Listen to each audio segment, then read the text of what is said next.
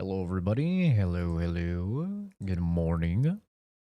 Welcome. We are going to be continuing our Outer Worlds 2 playthrough. I think it's official, as the title implies. This is a better RPG than Cyberpunk. Now, is it a better game than Cyberpunk? Probably not. Let's be real.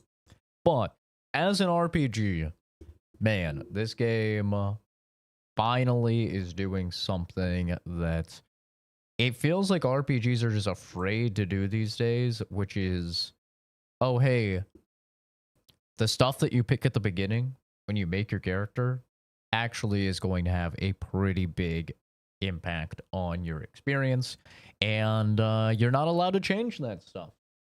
You know, if you want to see different outcomes, you gotta build a whole new character. And that's something that I really don't see in a lot of modern day RPGs. Outside of like CRPGs. You know? Like tell me a single thing substantial that actually changes based on what of the starting backgrounds you pick in Cyberpunk, you know? Nothing. You get one little side mission depending on what you choose. You know, it's so inconsequential.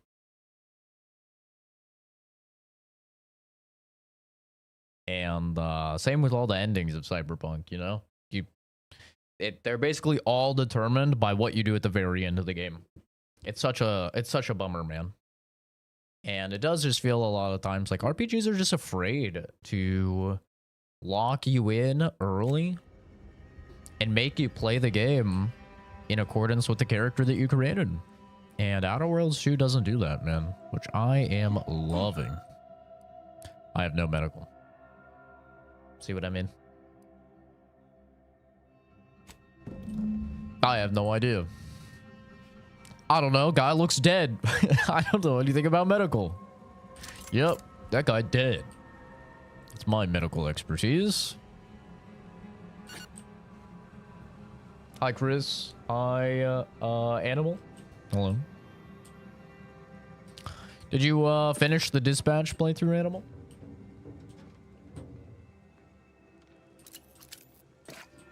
Oh, and I was gonna tell you, I was gonna at you on Discord as well, but I figured you were probably sleeping because your schedule's been just wacky.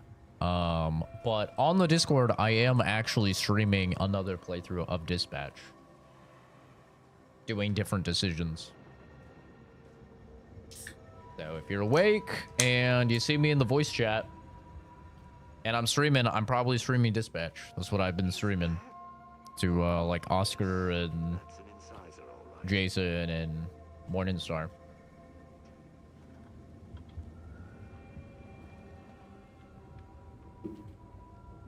I think I just fired sonar. So, but yeah, I was gonna at you, but it was like 5 p.m. or something like that, and I figured, oh yeah, she said she's been waking up at 7 p.m., so she's probably asleep. But yeah, I have indeed been doing another playthrough of Dispatch. I might do one more after this one as well. I know on that stream I said I wasn't gonna replay it, but as I ruminated on it, I was like, man, I really want to see what the fuck happens with Sonar being the bad guy at the very least, you know? You pick your way amidst blackened steel and aluminum, finding nothing but twisted wires and smoldering components, until eventually you find what appears to be a very small Protectorate logo stamped on a less damaged segment of plate. It stands to reason this transmitter was built by the Protectorate and likely reappropriated by the refugees. This may have been reason enough for its destruction. Ah. Did you see a clip of Sonar getting fired? Yeah, it's fucking funny. He's like trying to unlock the door, and but he goes man bat mode. He's like, did you lock this? Come on, man. Come on. I guess it's just habit. God damn it. Fuck you. He flips you off. Could have been saved. They simply hadn't deviated from the paradigm.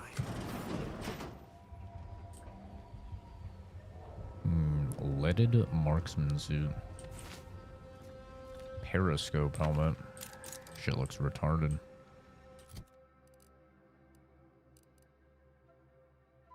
%, of incoming damage is automatically converted into energy. I mean, that is cool. What is that helmet, brother? That is crazy. Yeah, I'll at you next time then. Yeah, Jason said I should at you, but I was like, she's probably sleeping. Yeah, we've been going through uncensored as well. I gotta say, some of the stuff that they decided to censor is like a little bit silly, bro. Like Blonde Blazer's areola. Bro, if you didn't tell me that that was areola, I literally would not have even noticed it. Like, it's that subtle. It looks like just like a shadow, if anything. I was like, really? They censored this? Which I think I would have been fine. I found multiple playthroughs on YouTube uncensored. So I think I would have been fine to leave it up on the YouTube channel, but of course I wasn't going to take the risk.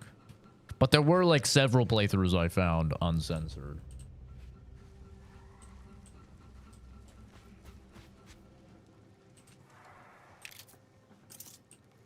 But yeah, I'm also very excited to show you guys Weapons. Weapons is probably one of my favorite films I've seen in like a really, really long time. It is very good. If you know nothing about Weapons, stay that way. Don't look anything up. And just watch it. Don't read a synopsis, nothing. Just watch it. It is incredibly good. I'd never even heard of the movie before, but when my mom was over, we were just kind of looking for movies to watch and stuff. We went to the horror section. We went to recent, releases. We saw 2025. We're like, oh, okay. Weapons. I clicked on it. It had like a 95% Rotten Tomato score and like a 98% user score. I was like, okay, it seems good. Let's watch it. Incredible. So good.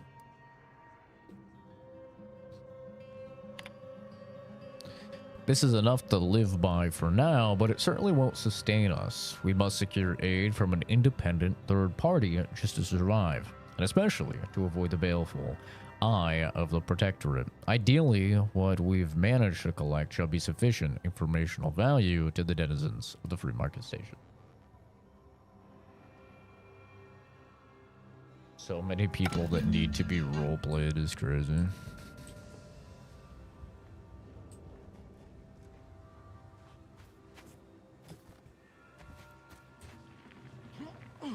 I mean, as a dude that dated a chick that, like, got into cosplaying, and to my understanding, she is a cosplayer now. Like, she actually makes money off of cosplaying. Last I heard. Dating somebody that cosplays is pretty fucking cool. Yeah, not gonna lie. It is sick.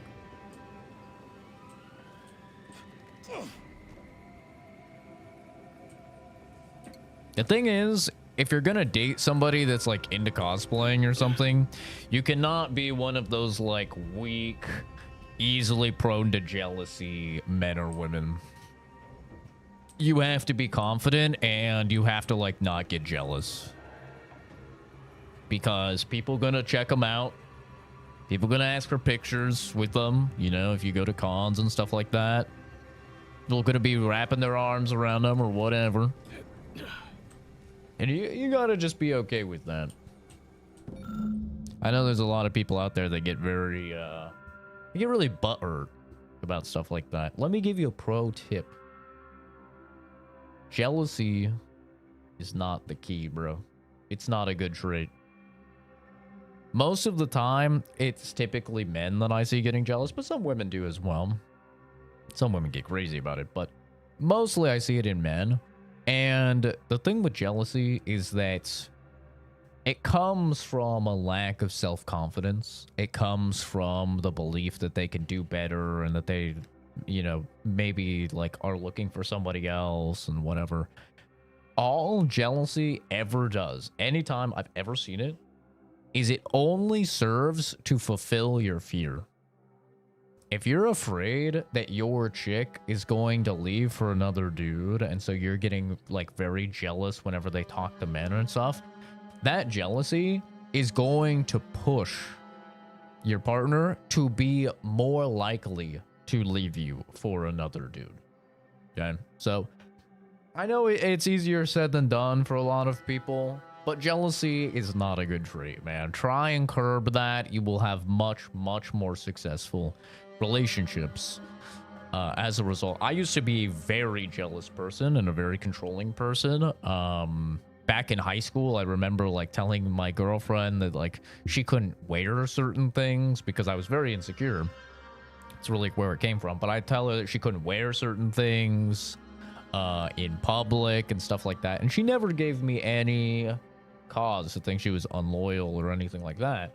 But I was just like very insecure. And it wasn't until my early 20s that I dated a chick and she was like, listen, you're not going to do that. Like, you're not going to do that. I'm like, what do you mean? She's like, you're not going to be controlling and you're not going to get jealous and stuff like that. I had these friends that are dudes before you. I'm going to have them, you know, still. And like, if that's a problem, all right. Like, things aren't going to work out and stuff. And I was kind of, you know, forced to bite the bullet and because I really like the chick and work on it.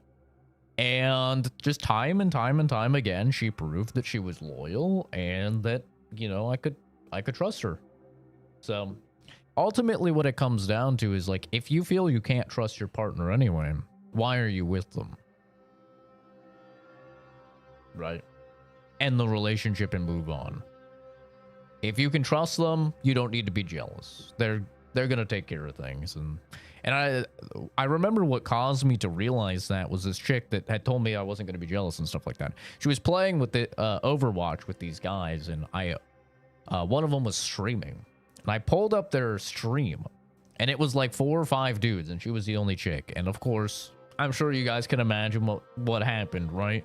Dudes, especially gamers online, they're either the most sexist beings on the planet, telling you to get back in the kitchen and you can't vote and stuff like that, or they go really hardcore into simping, right? That's the 2 ends of the spectrum. It's just like they simp hard, or they're a fucking, you know, absolute sexist piece of shit.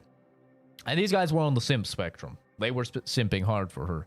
And I remember they were playing Overwatch, and this guy was trying to make moves. This fucking dweeb. He's trying to make moves on my chick. And he's saying, I think he said, like, oh, yeah, I bet you've never seen a DPS like me before. And then she's like, no, actually, my boyfriend plays DPS, and he's way better than you. And he's like, oh, yeah, but I'm sure he plays some meta character or something. She's like, no, actually, he plays McCree. And at the time, McCree was like the worst DPS, which is why I played him. If you know anything about me, I always play the worst characters in games because I like to handicap myself and stuff. And she's like, actually, he plays McCree, and he does like triple the damage you do every single game. And he's like, and then like later he's like, he said like, heal me, babe, or something. And she's like, if you call me babe again, I'm probably gonna vomit all over my keyboard. She's like, don't say that. That's disgusting. And I'm not healing you. And I was like, yeah, okay, yeah, no, I have nothing to be jealous about. She's owning, you know? And then I think they ended up kicking that dude from the group because he was just He's just being gross, bro. He's being nasty. But you know, that's how guys are. With chicks, especially in gaming and stuff like that. I low-key am jelly, but I trust her. I don't mind looking either. Hell yeah, dude. To me, there's nothing better than other dudes being attracted to my girl. You know? Like, that's the biggest compliment you can get. If other dudes are attracted to your chick and she chose you, you're winning. Congrats, you've won. You know? Like, that's a good thing. I don't know why people get mad about that. It's like, it's so weird. Do you, like, if you, not saying that women are objects, but just using it as an analogy, okay? If you have a really nice sports car and all the dudes are looking at your sports car, right? And they're like really into it and they want your sports car and they can't have it. I mean, isn't that a big W? Aren't you like, hell yeah, man? They want the sports car. Why does it change when it's a chick? Like, that's your trophy, man. It's your trophy wife or whatever. Like, she's awesome. You value her highly. She is like one of the most important things in your life. You have a lot of pride, you know, that you managed to somehow like make a really amazing chick like you know? It's like, why would you get upset that other dudes want her? Shouldn't that be like a boon to your confidence and stuff? I remember someone tried to impress someone in culinary school by showing how sharp his knife was by cutting a plastic bag open. I almost died laughing when she just rolled her eyes. Oh, dude, I've seen some of the biggest cringe shit ever, especially at cons. If you go to a fucking, especially like an anime convention, bro, you better stack your cringe resist, because it's bad. Like, the shit that these dweebs try to do to pull these chicks that are way, way better looking than them. And I don't believe in leagues. I've said this before. I don't believe in leagues. I think that's a loser mentality to be like, oh, she's out of his league, she's out of my league. I think it's a loser mentality. You should be confident. You should believe that you can win over any chick, right? I think that's how you set yourself up for success. And I've seen dudes, you know, that are really fucking nasty physically with really attractive women, you know, and it's like, that happens. So I don't really believe in leagues, but there's a certain, you know, you have to be able to evaluate. If you're a 4 and the chick is an 8, right? You gotta play your cards right. You gotta play your cards like exceptionally right. And these dudes are like, I really like how lore accurate your cosplay is. You even got the serial number right on the badge. And the chick's just like, thanks. Yeah, I put a lot of work into it. So you want to pay me $15 for a photo, or am I leaving? Like, it's crazy.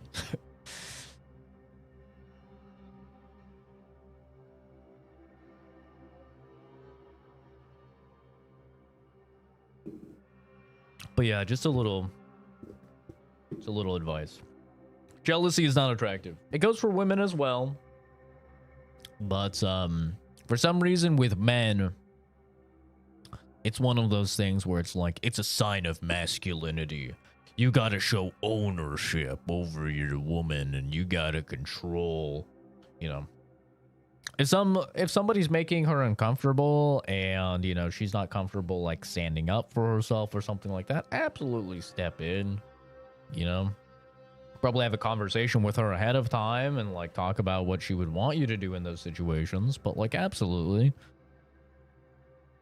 But nobody, you know, wants you policing their outfits and what they can and can't wear and shit. You're not her dad, you know. The wavelength history is relatively uniform, appearing to indicate shortwave transmissions at semi-regular intervals. One frequency, however, does not even remotely match the others sent by this radio tower. Somewhere in the annals of your mind, there's a blip of recollection. You know by the wavelength pattern that this transmission was specifically designed to be picked up by automech receptors.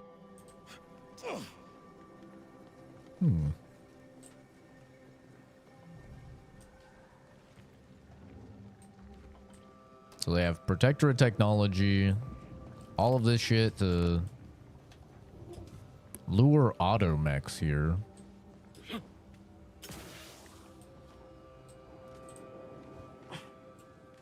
We've got destroyed automechs.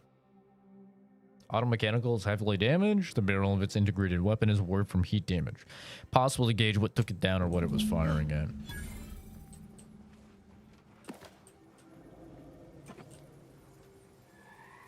Lockpick 8. God damn.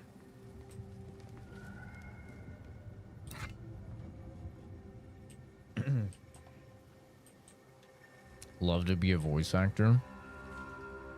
You know what's funny? It's funny you say that because every time Prism talked, it reminded me of you, Animal. Like just her general like sassy demeanor and shit like that.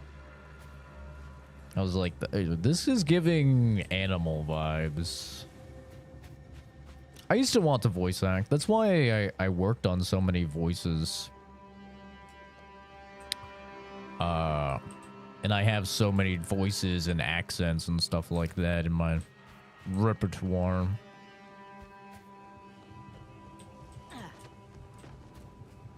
But it's a hard industry to get into. It really is.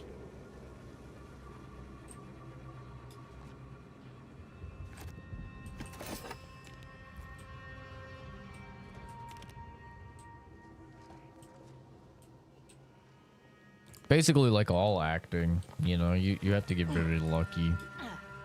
Luck is a big part of it.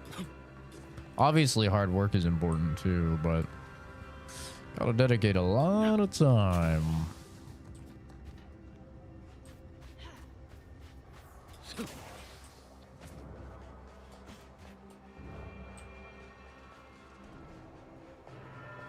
It's just entertainment to you. Yeah, I mean, that's how it should be. Like, if you have a healthy relationship where both of you love each other and both of you are very secure in your relationship, then a person hitting on either of you isn't going to really affect anything because, you know, like, there's no way your partner is going to do anything, right? I cannot help but feel a pang for these people, cut down without a hope of defense. We must uncover what transpired here. I think I'm going to buy some new headphones. I've had these for a few years, I feel like.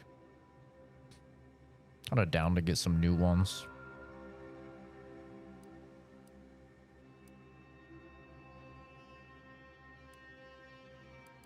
Inform me.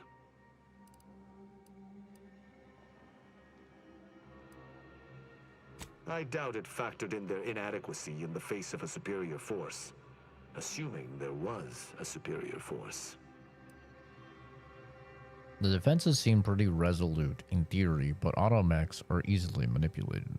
The distinct lack of automechanical corpses around us supports your point. It seems the defenders did not defend. Like did you have anything else?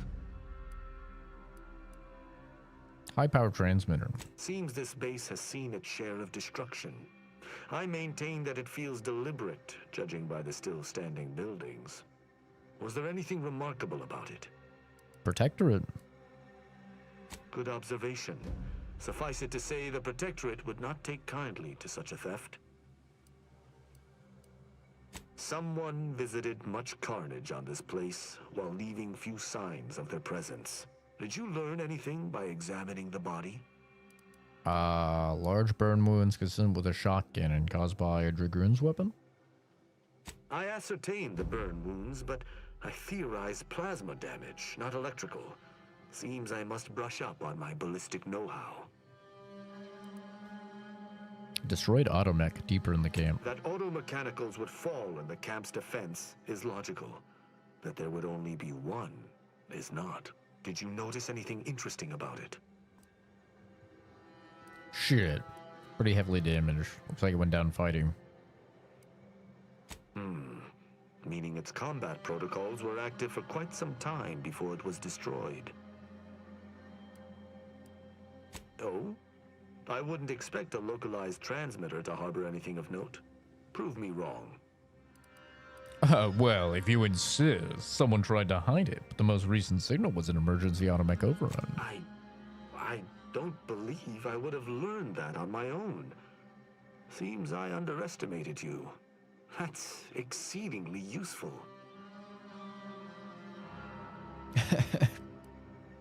You're certain you've combed the place to your liking? Think so. Then let us debrief and see if we can deduce what transpired here. Have you any theories as to what killed these people? Yeah, robots.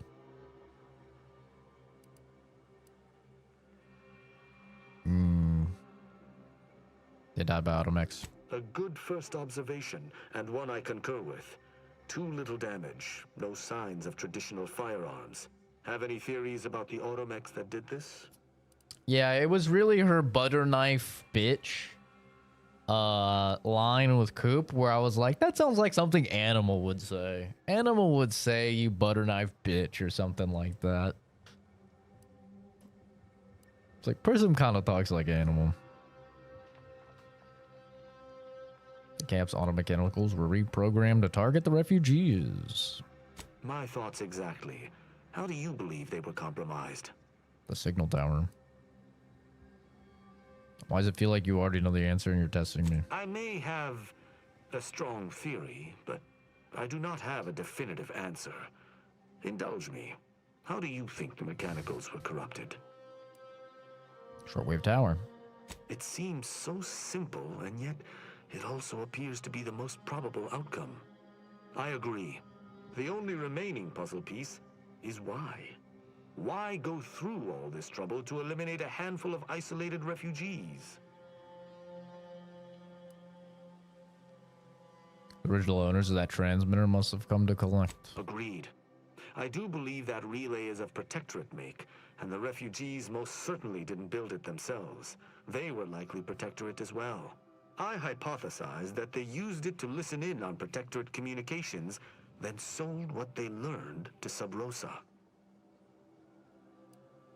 After the Vox relay's recent destruction, High Command would have ordered a security sweep of all communication systems. This outpost's relay would have returned a signal. Upon learning of this camp's existence, they'd have dispatched a sentinel to cross off any would-be traitors. Hence the destruction we bear witness to. If only we'd found this dastardly sentinel. They must answer for their crimes. I admire your enthusiasm, but these refugees were traitors to the Protectorate. Though I still believe there was a solution here beyond complete annihilation. Now, Yeah, with I that don't want to finished, spoil anything for anyone that Oh, hasn't played something- Dispatch, because it is still some new. things approach. Be ready. I suspect someone has disapproved of our inquiry. One thing I'm very interested about is I think we get the game of the year, like all of the video game award nominees, within the next couple of days. It might even be today, but within the next couple of days, we get all of the nominees for game of the year, you know, multiplayer game, action game, whatever. The thing that's the most interesting to me about that is I don't know if Dispatch qualifies. Because technically, the cutoff was like a week into November or something. But Dispatch had multiple episodes out before then. So I don't know how that works. If it counts or if it doesn't. Because I could definitely see Dispatch being nominated for like best voice acting.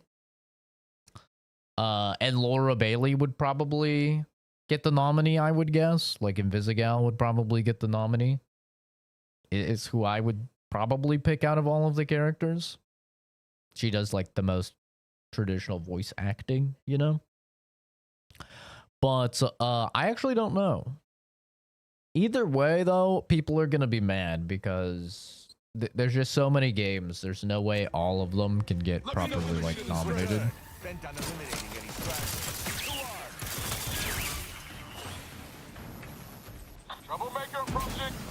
Uh-oh.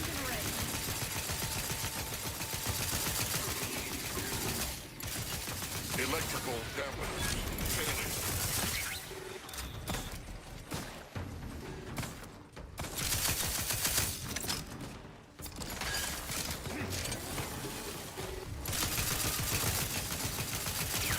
Electrical damage failing. That was a hardy engagement. You held your own admirably. These automechs will never be used to perpetrate such heinous acts again. Man's got a big-ass hammer.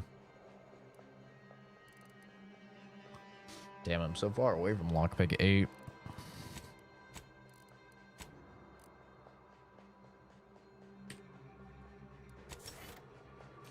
But yeah, there's just so many good games. Either way, someone is gonna, like, people are gonna be upset. You know? It's been a stacked year. So it's kind of understandable.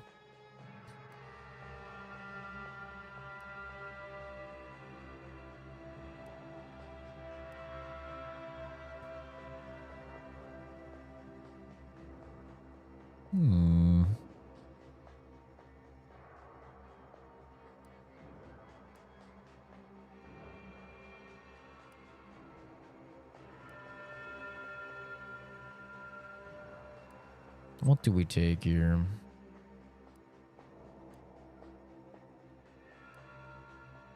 Many of your lies are more believable. It will more likely be accepted as true. Additionally, the likelihood that enemies will target you is reduced. Eh, fuck it. I'll take Charlatan. My top 3 games ever. Mass Effect. Is number 1. Mass Effect 2 specifically. It's number 1. Counter-Strike is probably number 2. And then number 3 is probably HalfLife 2. Or BioShock 1. Definitely one of those. I made like a top 10 list of all time. But not gonna lie, it was a pain to to actually rank all of them. And even then, like after I was done ranking all of them, I was like, this doesn't feel right. Speaking of doesn't feel right, it seems too loud. I believe we're at the end of our investigation.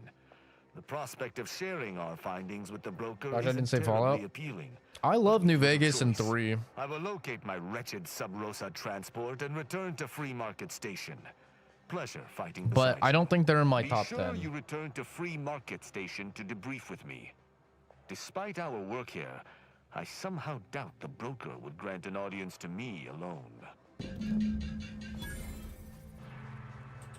I think Fallout New Vegas is a better game, but I like Fallout 3 more because of nostalgia. I have way more nostalgia for Fallout 3.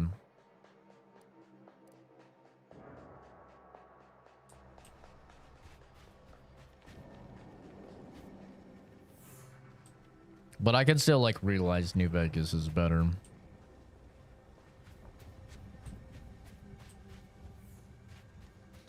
But there's just too many great games, you know? That's the problem. There's so many bangers that it's very difficult to like compile top however many games. Like if the ordering didn't matter, I think I could pretty easily name like a top 20 of all time, you know? Like a top 20, 25 I could do if the orderings like didn't matter. Like a top 20 or 25 would probably be pretty easy for me to do. It's when you get into ordering them and when you get into like only 10. Because you gotta remember, man, I've been playing games since I was brought home from the hospital as a baby. Like, there's pictures of me as basically still goopy from being born in my dad's lap as he's playing, you know, Super Nintendo. Me holding the controller and stuff. So, like, I've been playing games my whole life. And then on top of that, every year I play like 30 to 60 new games. Every year, bro. The average person probably plays like less than 4 new games every year. And I'm out here playing 10 times that every year. So it's like, I play a shit ton of games. Okay. And a moment.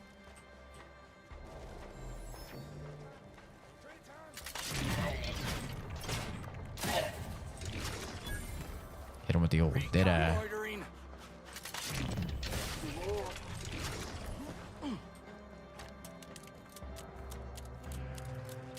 A list per year is only fair. Yeah, that would be easy.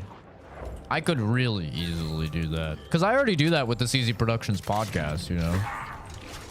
Like, I do the CZ Productions podcast every year where I go through every single game that released that year that I played. And I talk about, like, my favorite ones and my ultimate game of the year. So, like, that would be easy for me. I could easily go through, like, each year, be like, this one, this one, this one, this one. I mean, some years were stacked, bro. Like, 2018, super stacked. I think, like, 2007, 2008.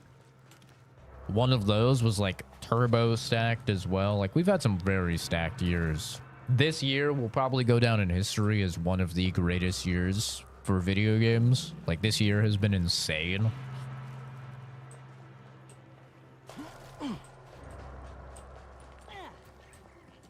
But yeah, just to like rattle off some of my favorite games, you've got Fallout New Vegas, Fallout 3, you've got HalfLife 2, you've got BioShock 1, you've got Divinity Original Sin 2. My favorite indie of all time is Inscription, but I also do really, really love Undertale. Borderlands 2 is like my favorite looter shooter of all time and my favorite villain in gaming. There's so many. Dead Space 2, one of my favorites. Resident Evil 4. Like, there's so many bangers, man, throughout the years.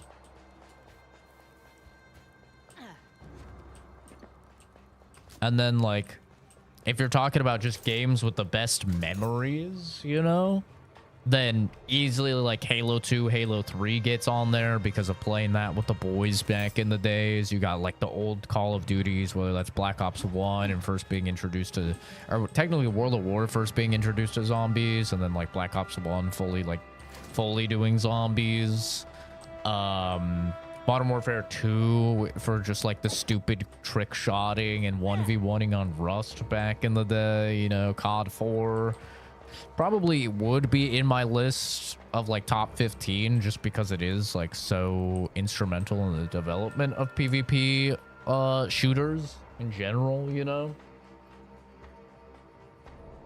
There's just so many bangers, man. So many bangers.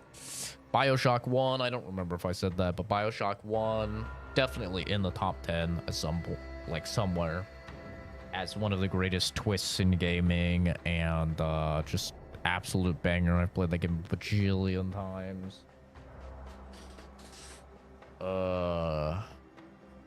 Yeah, man, just so many good games, so many like amazing games, like 10 out of 10. And even just like every single year we get, like every year, even a year that's like really slow for gaming. Like probably last year was like kind of slow for gaming. Even a year that's like kind of slow for gaming, I come out with like at least 6 or 7 like absolute bangers. Like at 6 or 7 like 9 out of 10s or 10 out of 10s. 10 out of 10 is pretty rare, but like at least 9 out of 10s or like 8.5s out of 10s, like still really, really enjoyable games. You know. I can't believe we have to record this. Were the written orders really Yeah, Halo 2, Halo 3 for me are scrappers? definitely big staples of my childhood. Scrappers. Anti-choice needs you to bring scrap. Bring whole armloads to drop location 14C. 14C. You bring scrap, we give Adrena time. Very simple. Special. Bring us an order targeting system. Get lots of Adrena time. And remember, if any scrapper attacks us again, no Adrena time for anyone. 14C, scrap. Adrena time, no fighting, no violence. That's all. Hopefully even your rotting gray matter can comprehend this.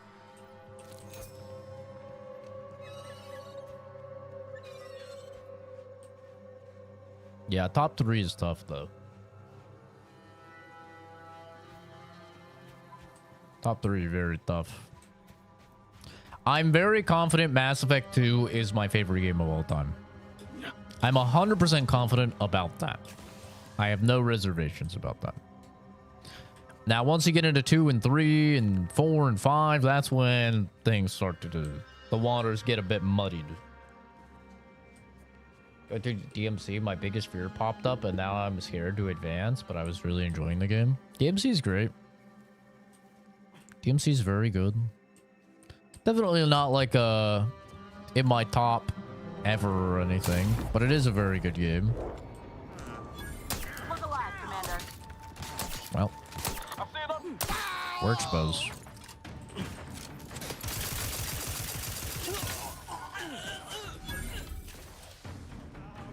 That's raring to go.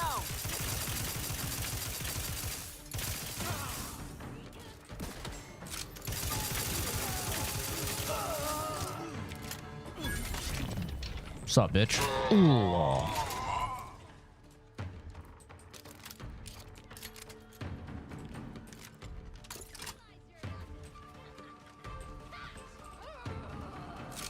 Time to earn my commission.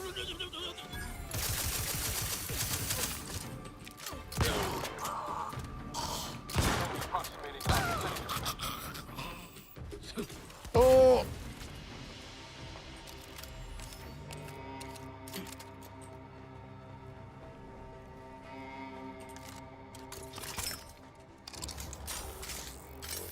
Yeah. That's the thing, dude. It's so sad to me whenever I see this, and I see this all the time, whether it's in chat or if it's in YouTube comment sections, or I've even heard some of my buddies say this before of like, man, games used to be so much better. Like, we don't get any good games anymore. And it's like, it's so sad when I hear that because it's just so wrong, you know? But it's like, at least all the people I personally know that say that, they're people that just play like Apex Legends, Fortnite, fucking Call of Duty, Battlefield. You know, they're like big normie gamers. Which there's nothing wrong with being like a normie gamer or a casual gamer or something like that. Not the happy poop. Oh my god, Jason. I can't believe you've done this. Thank you, though. God damn it. But yeah, it always leaves me just like being so sad for them. Oh! So there's mines in this French. Ow.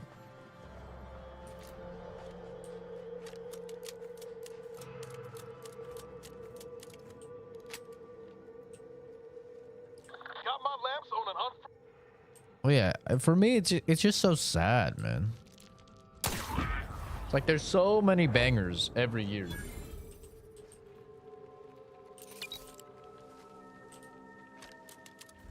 But either it's because, like, people don't play a lot of games, or they just really don't want to go out of their comfort zone. Which I get it. I used to be like that when I was younger.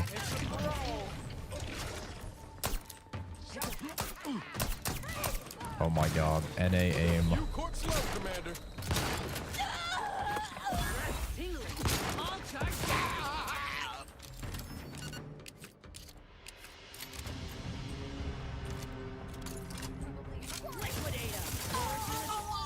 NA aim moment.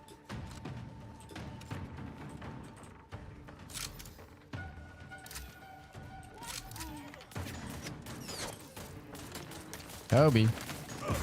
Toby.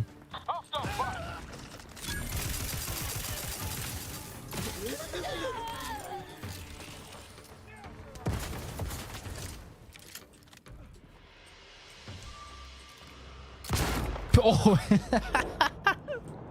Peekaboo, bitch.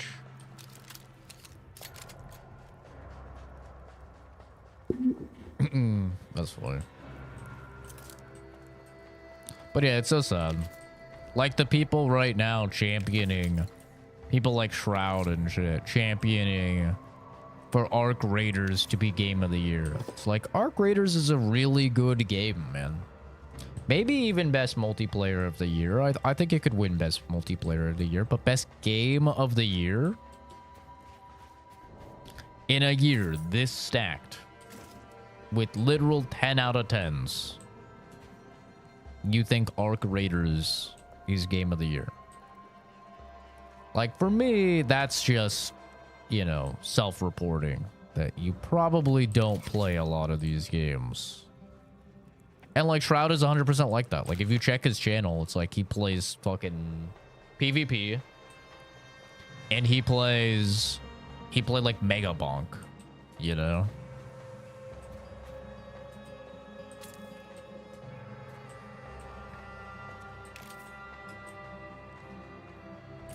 And then these are the same people that get upset that it's not like community voted on what gets game of the year.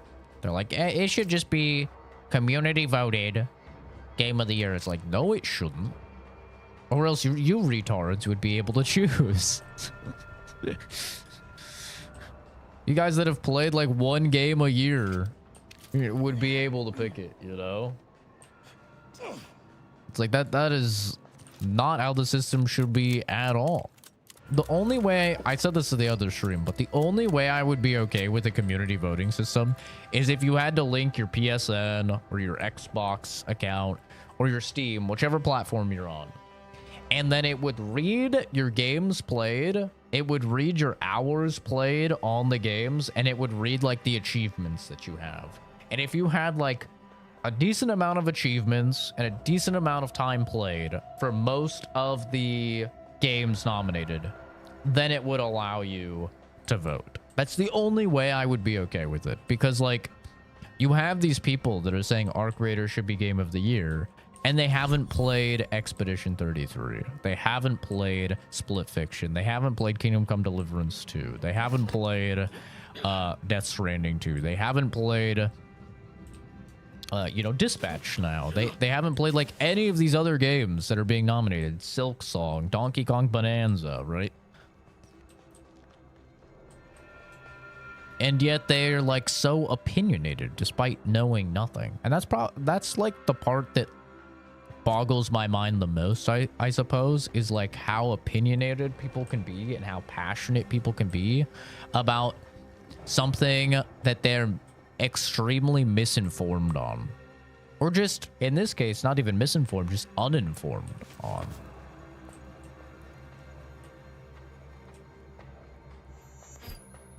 You know, it's pretty crazy when you actually think about it. It's like,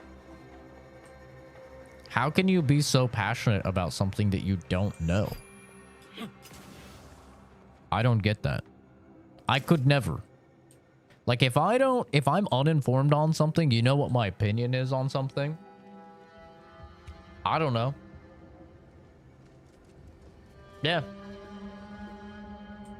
It's like people are allergic to that sentence or something. Like they're incapable of saying it.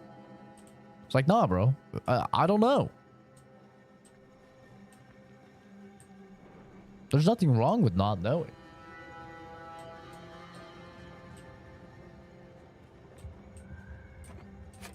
Like when people ask me anything political, I'm like, I don't know.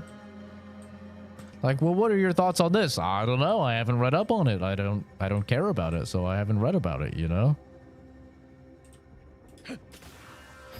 Like, well, what are your opinions? I can't have an opinion because I don't know. It's not that deep, brother.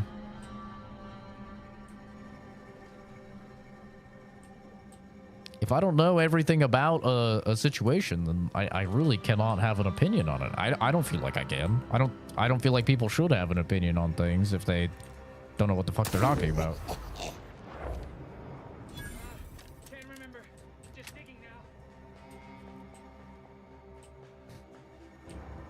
Arc Raiders is really good. It's definitely not Game of the Year. Yeah, it's not. It's not. I would say it's not even the best extraction shooter. It's not even close to the best extraction shooter, I would say, personally. It's a great game, though.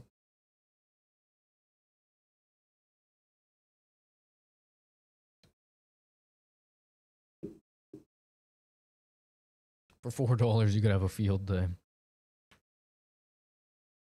It's because you have the superior posterior. Is that what you're trying to say? Not posterior. It's posterior. Posterior.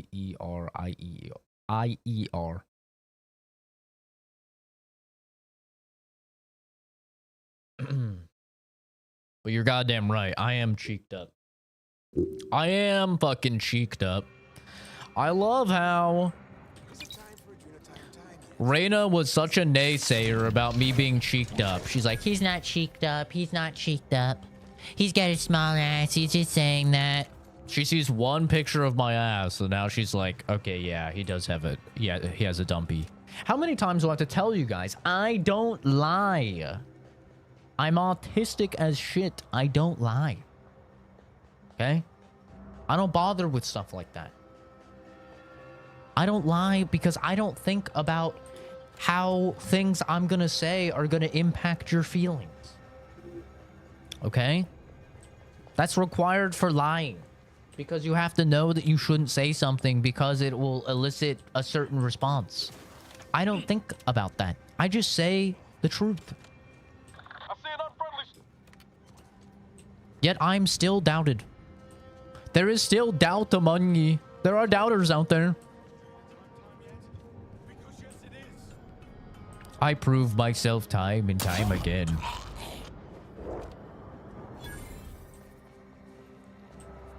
Throughout 13 years of making content, I have not been found guilty of a single lie. In 13 years of making content with thousands of videos. Yet, I am still questioned. I am still doubted. When are ye going to become believers? Hi, Zachary. Did I miss a photo? Yeah, I was, I think I was making ice cream. Well, I walked Momo, in the Discord. I walked Momo. And then I was making ice cream. So I had, like, my camera on my phone. And I turned to the side and showed my cheeked up stature as I was busting a move. And I think Oscar fucking screenshotted it.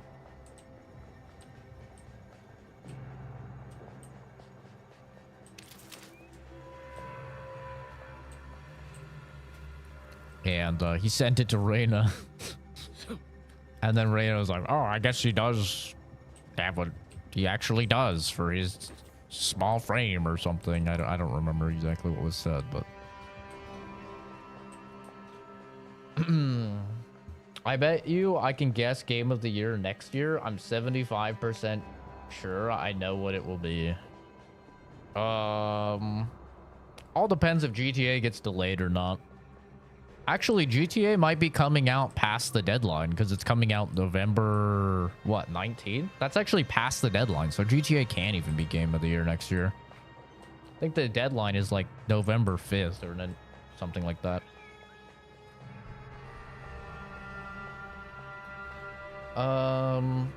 ACZ, quick question. Is it as simple to be suspended on your platform as it is on PlayStation? I know nothing about PC, but PlayStation favors the trolls. Got suspended this morning for replying to a toxic person. I don't know. I've never heard of anybody getting suspended off of Steam. I've never heard of that happening. I've heard of people getting banned for cheating via like VAC, and I've heard of people getting banned for like from trading for like, you know, scamming people. That's about it. Nobody messages people on Steam. Like people don't do that. That's a console thing. That is exclusively a console thing. You cannot send people messages on Steam. You have to add them and have them like accepted as a friend in order to message them. And you, like, you're not really gonna just add a random person, you know? And then even then, nobody uses the Steam Messenger. I've been on Steam for, I think, 18 or 19 years. Nobody uses the Steam Messenger. It is just like not a used function at all. The closest you get to using the Steam Messenger is when you invite people. It goes through to a game on Steam. It goes through the Steam Messenger. That's about as close as it gets. You're right, you got me. Even then, controversial take, I don't think GTA will be Game of the Year. It will win Player's Choice Game of the Year because it will be too big to fail. But no GTA game has really won Game of the Year, I don't think. Maybe like way back in the day, maybe like Vice City did or something, but GTA isn't really a series that wins GOTY. It never has been. Shit, Red Dead 2 didn't even win Game of the Year. Think about that. Red Dead 2 is one of the best games ever made. And it's definitely Rockstar's best game. There's no doubt about that. And that didn't even win Game of the Year.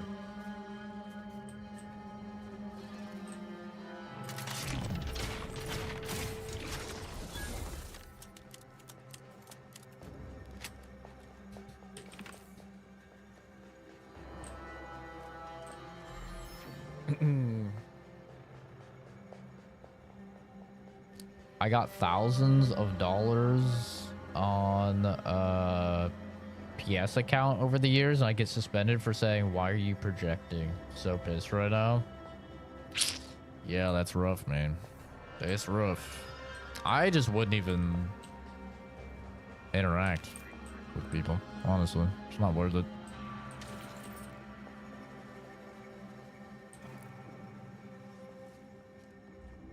If I'm right, people on PC use Discord to message. Yeah, they use Discord. Everybody just uses Discord. Yeah.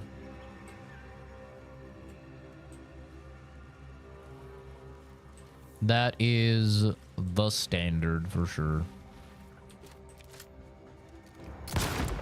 Bonk. If I can get a silencer on the shotgun, that would be insane. I would be unstoppable.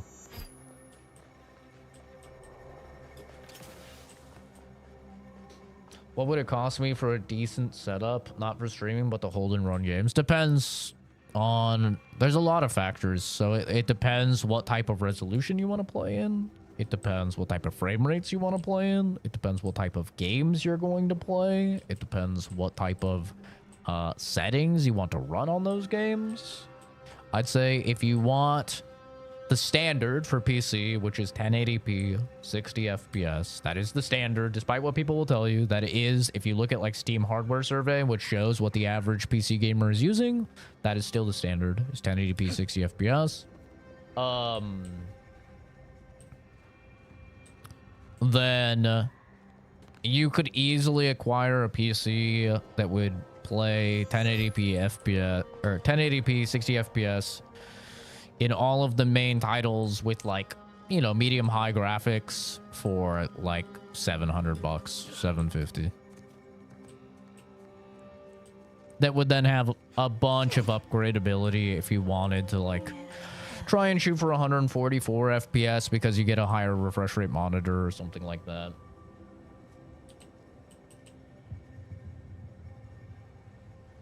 Really couldn't believe when I heard God of War won over Red Dead 2. Straight felony. Well, something a lot of people don't remember, and people regularly call me a liar when I point this out, but it's true, is that the majority of people did not like Red Dead Redemption 2 on launch. They thought that it was a lot of people coming from GTA 5, and they heard, oh, Rockstar's making a new game, and they got on Red Dead Redemption 2, and they quickly saw that it was much slower paced, much more dialogue driven. You had to have a lot more patience to play it. And as a result, Red Dead Redemption 2 was actually received pretty negatively on launch by the vast majority of players for being boring. Most people didn't even get through the prologue of the game. And I know this firsthand because I streamed it day one, and the sentiment in my chat was, why are you playing this? This game is so slow and so boring. Go back to playing Fallout, or go back to, I think that was like prime PUBG time as well. Like, go back to playing PUBG. Like falling asleep to this game. It's so boring. And as time has passed, Red Dead 2 has aged like a fine vintage, and people have come to realize that it's actually like amazing. But at the time, it was not very surprising that Red Dead 2 lost Game of the Year, because like I said, a lot of people didn't really like it. Whereas Game of the like God of War, which won Game of the Year, God of War everyone loved. Like, it exploded. Everyone loved God of War. Every single person was doing playthroughs of it. Everyone was watching playthroughs of it. They were watching like Let's Plays. They were watching the highlight moments. Like, God of War was massive. I mean, and shit, I was team God of War as well, because I really didn't like Red Dead Redemption 2 when I first played it too. I really didn't like it. And it wasn't until significantly later, like a couple years had passed, I was older, I was wiser, I was more patient. And I decided to play it off stream, so I wouldn't have people saying it was fucking boring and stuff like that. I decided to play it off stream when it came to PC, and I fell in love with it. Like, just taking my time, chilling, like going in knowing it was a more slower paced game, a more methodical, a lot of dialogue, just a really like experiential game. That's when I was like, wow, this is a masterpiece. But it took me, you know, years to realize that, and a lot of people, it took them years to realize that. So it wasn't really too much of a surprise that Red Dead 2 didn't win Game of the Year. But 2018 was also stacked, to be fair. Like, 2018 was turbo stacked for games. It was the last, like, massive year we had for games other than this year.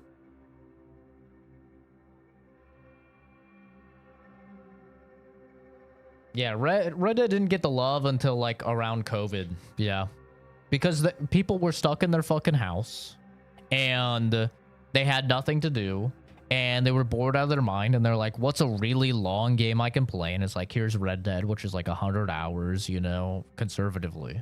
This, if you're like doing some side stuff, and they didn't have anywhere to be. And so people sat down and they started playing Red Dead 2, and they were like, wait a minute. Hold up. Wait a minute. Something ain't right.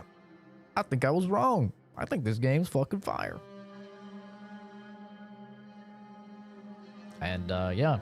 But I tell that story all the time. I talk about how Red Dead 2 was like not loved at launch and people didn't like it and stuff. And always, like almost every time I've told this, when we've had more people in the stream, I've had people be like, stop fucking lying. Everyone loved Red Dead 2 at launch, you know, like, I'm like, come on, bro. Like, that's just wrong. It was not this universally loved thing like it is now. It took people a while. And that happens with a lot of games, by the way. You know what other game? What other, like, massive game that people love and adore now, and people, probably everybody on this channel loves, that also was not liked when it came out?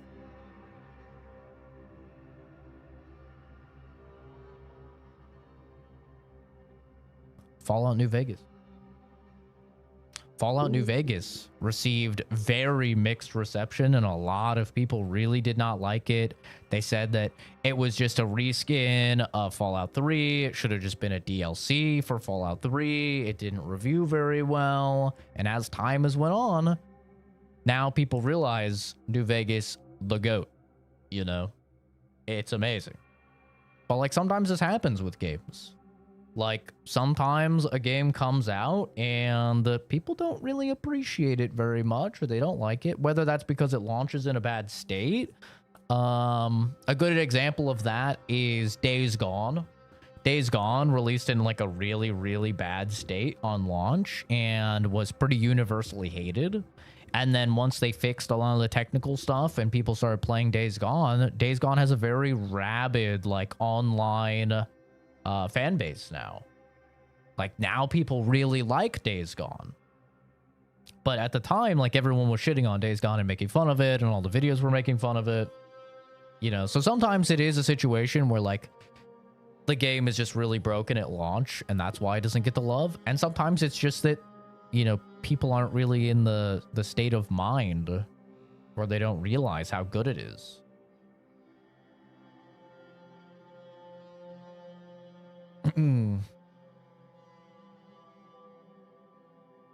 Yeah, New Vegas is the GOAT.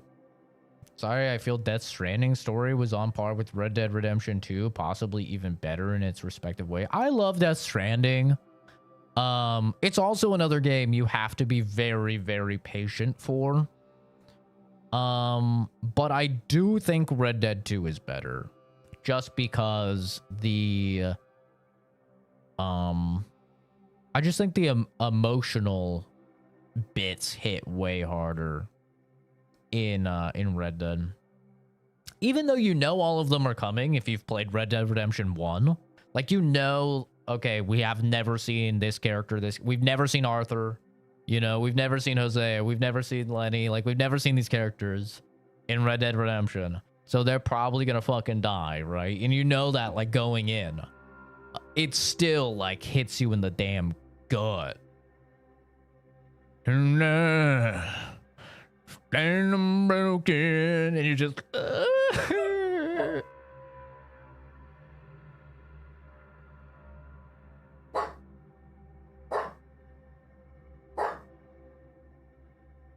Okay. I'm fine. I'm not really crying. It was fake crying. I'm okay. Thank you, though. Thank you, Momo. I fake cried for 2 seconds and he gets pissed off.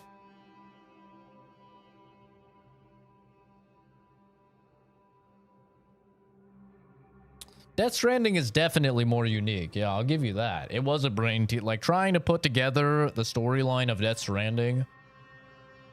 Yeah. That shit was, that's an IQ test and a half. Trying to put that shit together. Yeah. I agree. And it is way more unique. Even so, though, I don't think something has to be unique. Like, I don't really give points to uniqueness a lot of the time. I think you can do nothing unique and still be an absolute banger. Point in case, like last year's game of the year, Astrobot. Like Astrobot, a lot of people were like, it's just a platformer. Doesn't matter. Doesn't matter if it doesn't innovate or anything. It was a master class in its genre. Like, just a perfect game in its genre. Very fun, very diverse levels. Like, for me, I was like, yeah, I'm fine with that winning game of the year. Game was a bang. You know? Same thing like Donkey Kong Bonanza is probably going to get nominated this year. Is it the most unique game ever? No. But, like, is it really good in its genre? Yeah, it is.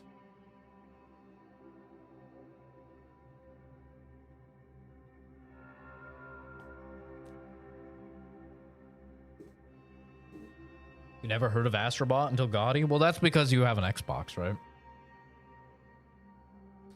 Astrobot is...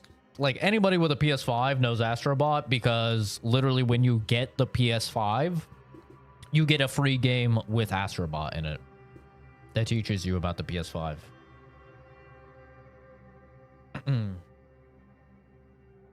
So, like, everybody on PlayStation knew Astrobot because, like, he's kind of the mascot in a lot of ways for the PS5 when you get it.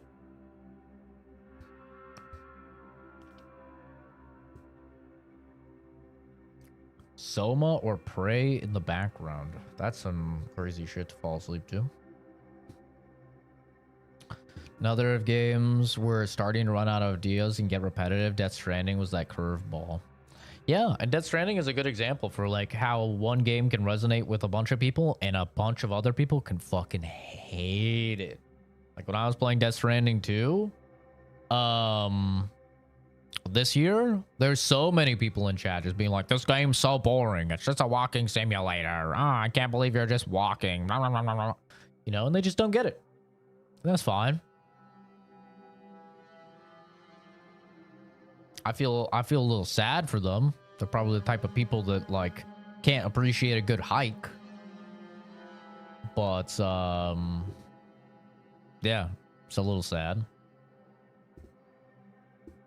It's better in every single way. Death Stranding 2 is just an improvement in every way over Death Stranding 1. My only complaint with Death Stranding 2 was that there was too much combat. Even though the combat is much better in the game, I use the analogy of like, would you rather have an 8 out of 10 pain once a month? Or would you rather have a 4 out of 10 pain, like 4 times a week? Most people would choose the 8 out of 10 pain every month, right? That's kind of what it's like Death Stranding 1 to Death Stranding 2. Death Stranding 1 combat is much worse, but it's much, like, rarer when it happens. Death Stranding 2 combat is much better, but it's still not good, and it happens way more. So for me, I was not the biggest fan of the combat. I was like, that's not why I'm playing Death Stranding. I don't play Death Stranding for the combat, you know.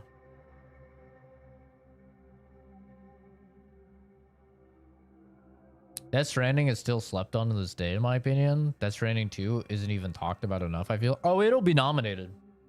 I can guarantee you at the Game Awards, it will be nominated, and probably for a lot of categories. Like, the game industry will not let you forget about Death Stranding 2.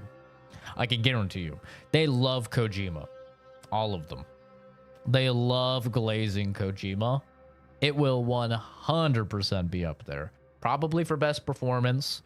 Definitely for, like, best art design, best visuals. Definitely for best soundtrack.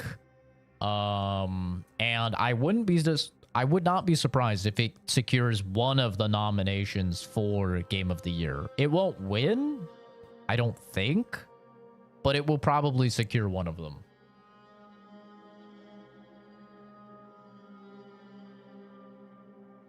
But Death Stranding 2 is fantastic. Like, if you like that type of game. If you like Death Stranding 1, Death Stranding 2 is just better. It is a perfect sequel, I would say. And a very emotional story. Really emotional. I teared up quite a few times. Just a beautiful game too. So pretty.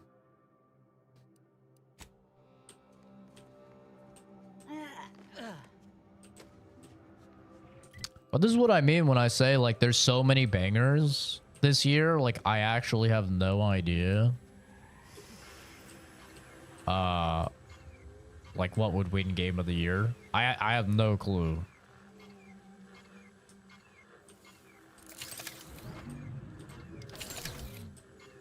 Damn, there's really nothing in here. I'm stuck. I'm stuck. Oh. Ouchie, ouchie. Can she heal my radiation? About that explosion we saw when we landed, Commander.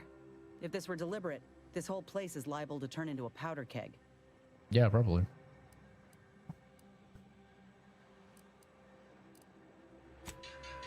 Oh, I have to go to an actual medic. No. 2026 will not match 2025. Not even close. We'll still have good games. We're still set to get like a lot of good games and probably a lot of great games, but like you have to realize we have not had a gaming year this good since probably 2018. It's not something that happens often. It's very, very rare for us to get a year like this stacked.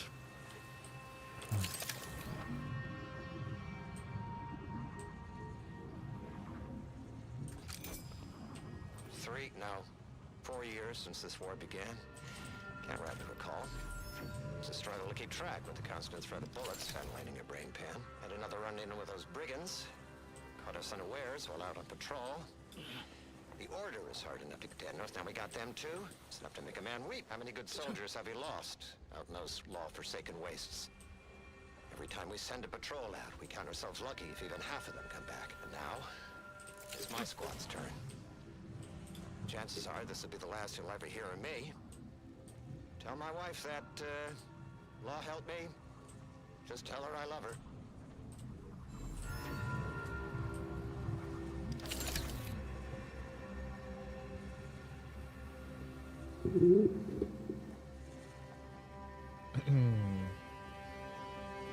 Definitely think 2026 will be just as good as this year. Lots of bangers in there.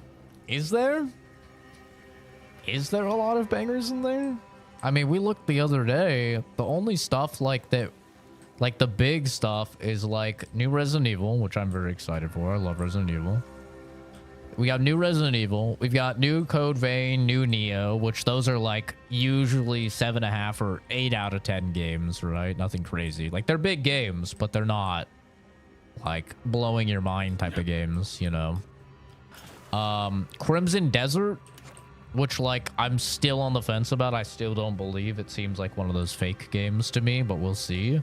Crimson Desert definitely has the chance to be like really, really good. But we'll have to wait and see, you know? It seems like the only one that's like a really, really big release that has the opportunity of like blowing people away. Guess they're survivors after all. For now, anyway. Oh wait, these guys aren't aggro. Oh.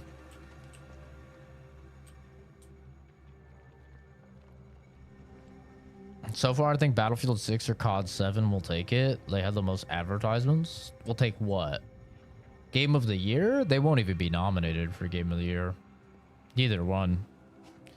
Game of the Year, the 6 nominees will be Hollow Knight Silksong. It will be probably Death Stranding 2, Donkey Kong Bonanza, Expedition 33.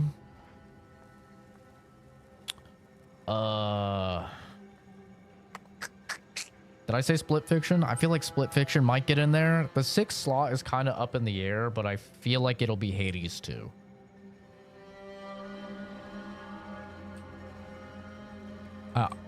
Battlefield 6, Arc Raiders, COD, none of those will be Game of the Year at all. They won't even be nominated.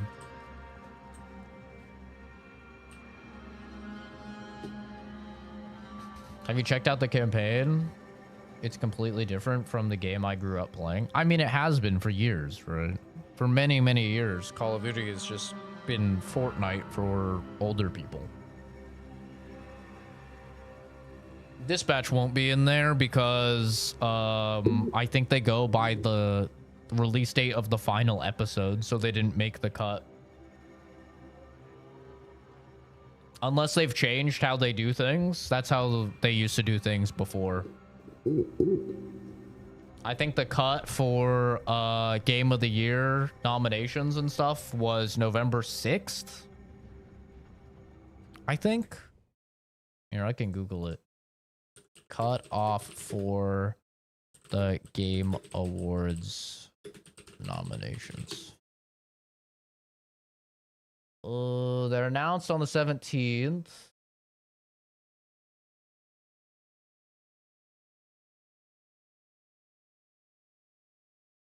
Let's see the cutoff date.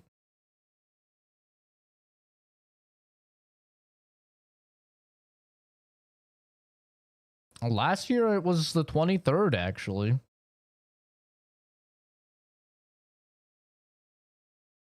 Apparently last year it was the 23rd.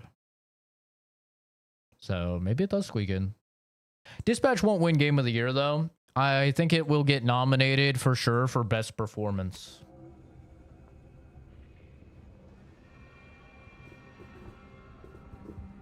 Too late in the year or just because they're dog shit?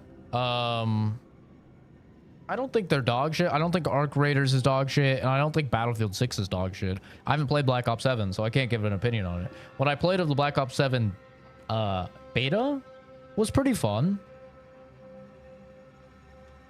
It was pretty fun. I thought it was pretty good.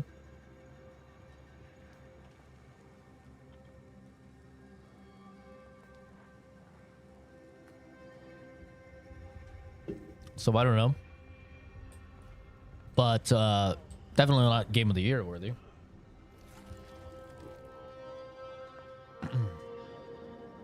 Yeah, Dispatch is great. I just played it a couple days ago. I'm almost done with my second playthrough. It's a great game. Probably like 8.5 out of 10 for me. I'm not a big fan of the actual gameplay points in it.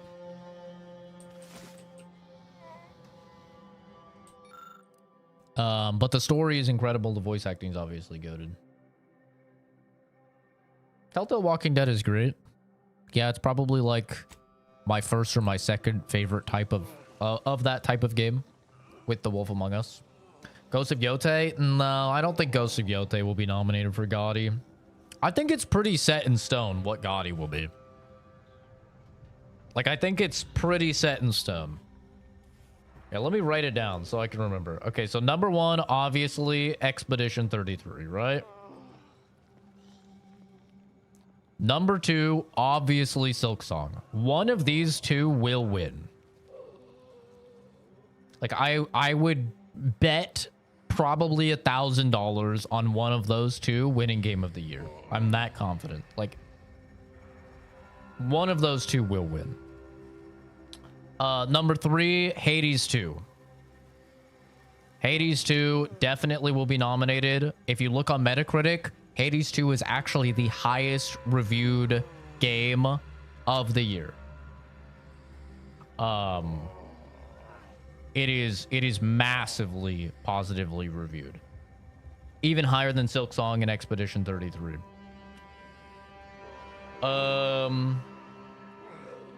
I would love to see Kingdom Come Deliverance 2 on there, but I don't think it will make the cut. I think Death Stranding 2 will make the cut. I think Death Stranding 2 will probably squeeze in because of Kojima. I think Split Fiction will squeeze in. For sure. It's another one of the most top rated games of the year.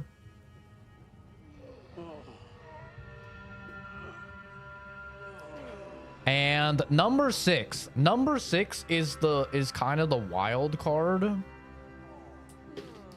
Let me look if I'm missing something. Best games of 2025. Blueprints, I would love to see. I think it will probably be Donkey Kong. I think it's probably Donkey Kong because they'll throw a nominee for Nintendo. I'm looking at all the releases right now. A lot of great games this year, man. I definitely think it is, okay,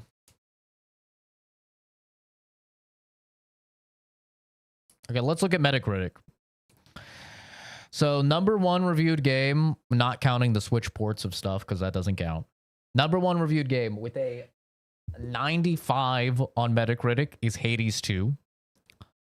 Number 2 is Clair Obscur Expedition 33 with a 92 on Metacritic. Blueprints with a 92. Split Fiction with a 91. Donkey Kong Bonanza with a 91. Hollow Knight Silksong with a 91. Dispatch actually coming in with an 89.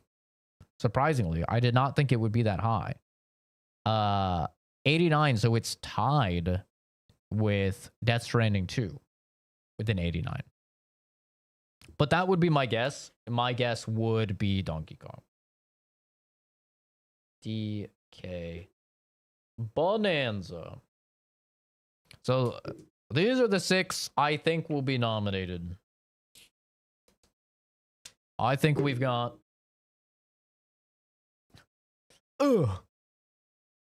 Expedition 33, Silksong, Hades 2, Death Stranding 2, Split Fiction, DK Bonanza. Which one wins? Expedition 33 or Silksong? I'm probably going to go with Expedition 33. I think Expedition 33 wins. I am like 100% confident these 6 will be here. Almost 100% confident that this will be the 6 that are nominated. The only things that could sneak in, okay, if I had to like put any caveats, is I think Death Stranding 2 could possibly get knocked for something like Ghost of Yotei or Dispatch.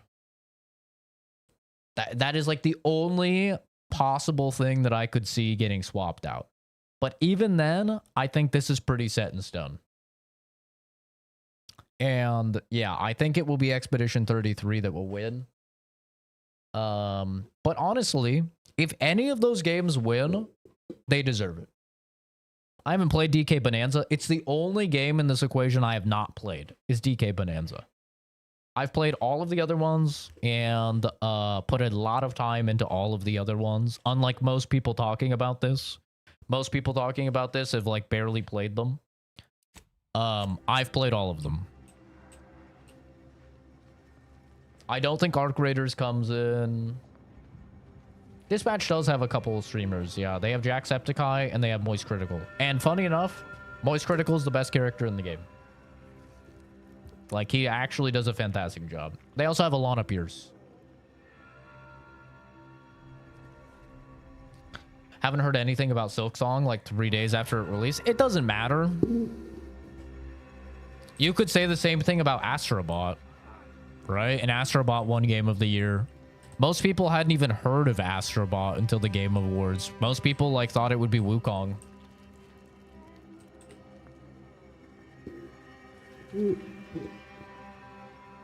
Is it true we're still getting Elder Scrolls 6? Todd Howard just had an interview about that. Like, literally just had an interview about that. Less than a week ago. And he said it is, quote, still a ways off. They're working on it, but it's still a ways off. So it's probably going to be on next-gen consoles. It's probably going to be like end of year 2027. And it'll probably launch on like PlayStation 6. And whatever the hell Xbox is doing, God knows. I have. And actually, the Half-Life 3 rumor is pretty strongly being corroborated that it's going to come out with the launch of the Steam machine. Which, if that is the case, if we get Half-Life 3, nothing will come close. I don't care how good GTA 6 is. Nothing will come close to winning Game of the Year from Half-Life 3. Nothing. You can mark my words. Valve only releases bangers. Only. Exclusively bangers. And Half-Life 3 is the most hotly anticipated game of all time. That shit will be the best.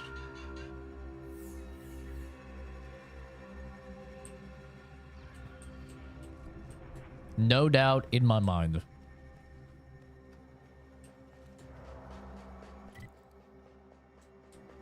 Actually, I think we have to go around.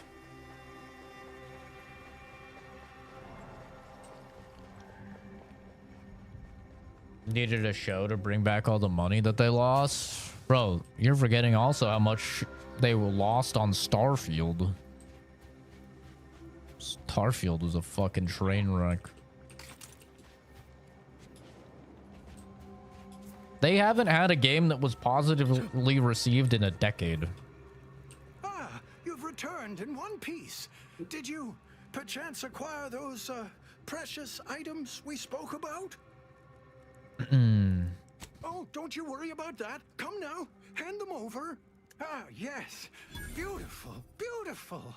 My handlers will be mighty pleased with these indeed. Handlers? Just a local logistical agent operating here on Sub Rosa's behalf. Undoubtedly, you've heard of us. She sent me here to collect these files. They were meticulously kept by the vigilant who lived here before the war. Prominent woman, knew many folk, before a landmine dashed such hopes. What the fuck? He didn't even say this. He didn't say this line. Had high hopes of being a hero before a landmine dashed such hopes. He literally skipped this entire line. Hello? Am I playing a Bethesda game? It must be loaded. Working for a criminal organization and my rage is doubled. You think they'd let an ailing codger be the keeper of the coffers? Ha! Now, this little old spider has to get his affairs in order. Here's something for your troubles. Farewell. Bye, spider. Before I forget, stop by Agent Kobor in Matriarch's Mercy if you ain't already. Helping me should be enough to get you past her lackey. Now get! Now Starfield sucked. It was overhyped. Return home. Come on, spider. True. Gather your energy. I mean, I wouldn't say it sucked. I think in my review, I gave it like a 7 out of 10. It was definitely disappointing. No doubt about that.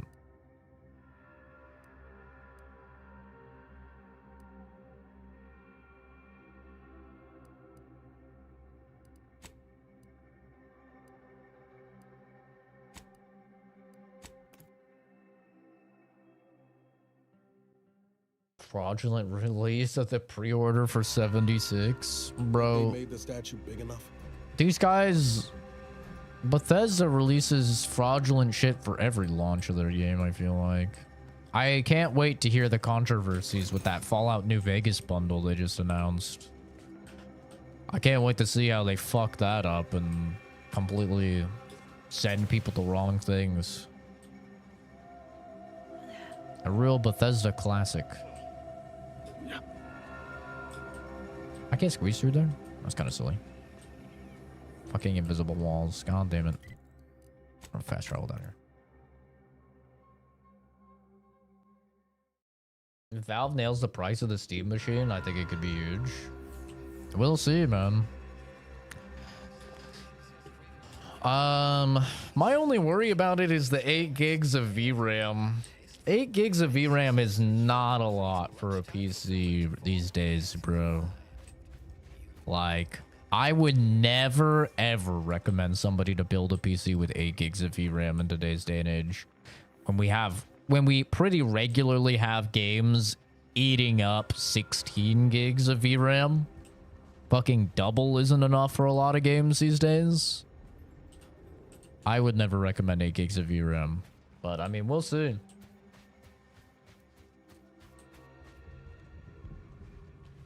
Yeah, I haven't played any Black Ops 7 yet. All my friends that normally play COD, they're all on ARC Raiders. They haven't even said anything about COD to me. I was kind of surprised. I was ready to play COD, and none of them have said anything about COD to me. They're all on ARC Raiders.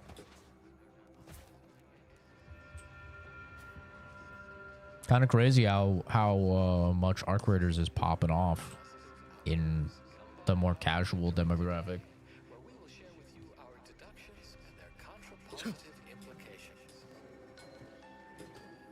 Refugees, looks like.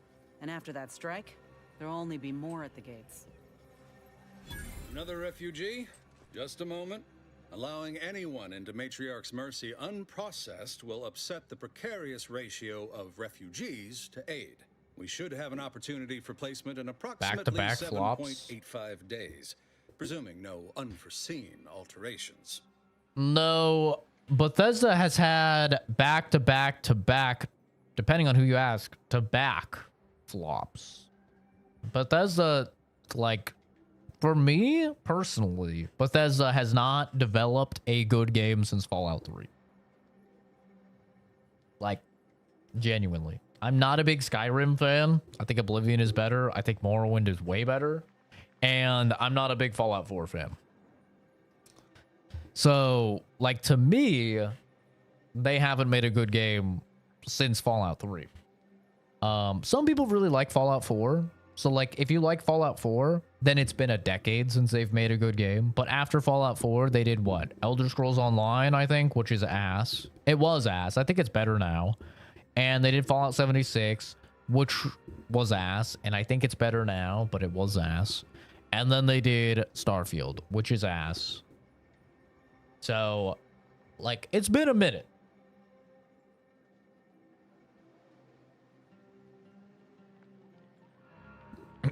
Black Ops 7 launch compared to BF6 is crazy. Black Ops 7 was like 80k on Steam and BF6 was like 300k. True, but you have to remember the game is on Game Pass. So that's where like a lot of us PC people play it. Pretty historically speaking, any game that's day one Game Pass does not do well on Steam.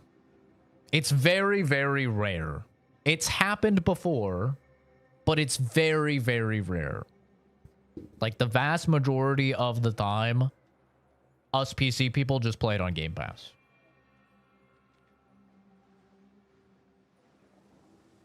So, that is something to keep in mind. Like, I know a lot of people hate on Game Pass because the console players just got shafted and it's $30 a month, which is really, really bad if you're a console player. But us PC people, it's still only $16 a month, which is like nothing. You know, so like most of us on PC still, if we had Game Pass before, we still have Game Pass now. Like, I didn't cancel my Game Pass. I'm like, it's $16. That's literally nothing. So,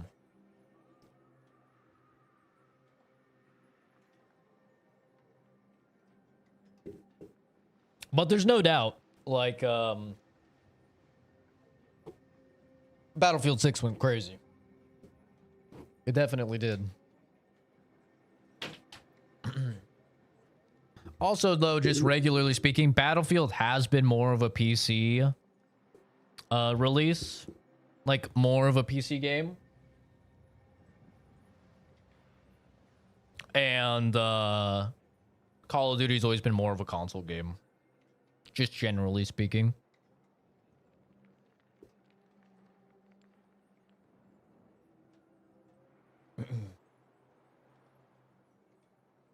Didn't I say I make like 20 a month on here? This pays for your Game Pass? Yeah. Yeah, I make like $20, $30, I think, off of content creation. I could tell you how much. And check right now. This month I have made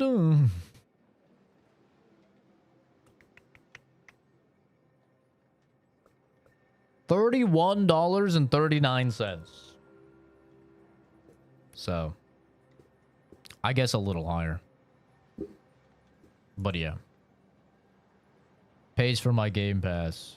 W.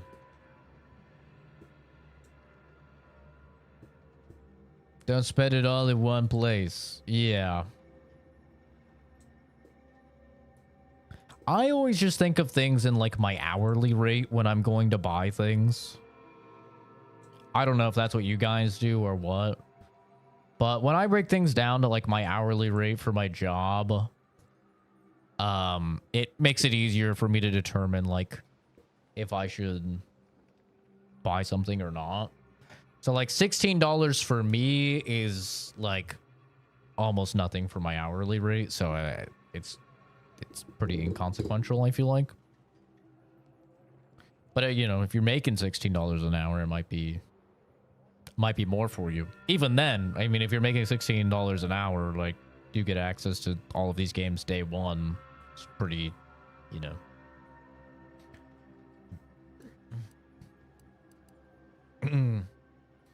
It pays for what you enjoy most, you know what I mean? So it's enough as of right now. Could be better, obviously, but it's just good enough. Yeah, I mean, I make plenty of money to buy whatever I want, so luckily my job treats me well, you know, so I'm not really left wanting for anything.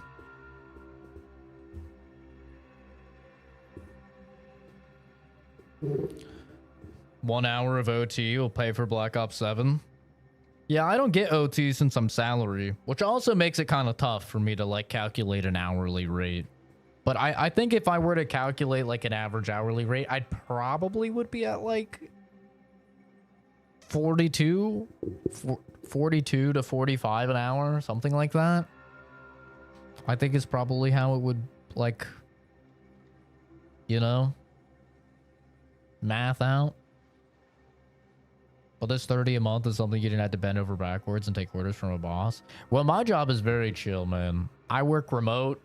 I have like very flexible hours. Basically, just every single day, I get assigned a certain number of lab reports that I have to have done by the end of the day. Unless they're marked emergency, in which case, you only get assigned emergency reports when you're like actually live, like you're actually signed in. But my schedule is like very, very flexible. I pretty regular, like normally I'm supposed to work at least from 6 to 2. But I'll regularly like sign in at 4 and just get started at 4 and be off by noon, or, you know, or whatever. Or I'll message someone else in my department and flex my shift with theirs. So like we swap it. My boss really doesn't care. As long as I get my, like, as long as everybody hits their metrics, as long as everybody hits all of their reports done, by the end of their day, like they don't really care. There's not any like big oversight on it. Because, like, something you have to remember with my job is the company doesn't make any money off of our job. Off of my job. Like, not directly, I should say. Because I work for an outreach program, so it's essentially charity. So, they don't really have much of an incentive to, like, really be hounding us to get our stuff done and, like, meet, like, crazy metrics and stuff, because they don't make any money off of this. The way that the company makes money off of my department is essentially through a tax write-off because of their charity work. And they're going to get that regardless. So that's kind of the unique thing about my position, is that since I'm basically doing charity work, there's not a huge bit of like oversight over me and like micromanaging and stuff like that. Got any openings? Dude, my department is like 10 people. Like we have almost nobody in my department. But yeah, I mean, if you have a degree in like biology, microbiology, biochemistry, chemistry, if you have at least a bachelor's, then the company, I think, is hiring. If you're in the Kansas City area,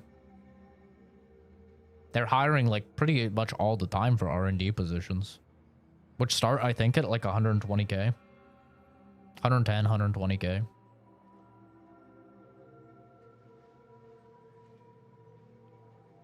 Oh, you're Canadian? Oh yeah, you're cooked. You're cooked. One canceled day off and a 10-hour shift or games for the year paid for. Yeah. People always act like it's crazy when I say like how much I set aside. I guess it's a lot. I don't know. For me, I set aside $500 every month for fun money. That's like my fun money every month. And most of the time I don't use all of that. Like I pretty regularly will use like 200 or 250 rounds. Or 250 of those dollars on rounds for like going to the range each month. But other than that, like, yeah, I'll buy some games, but it usually like carries over.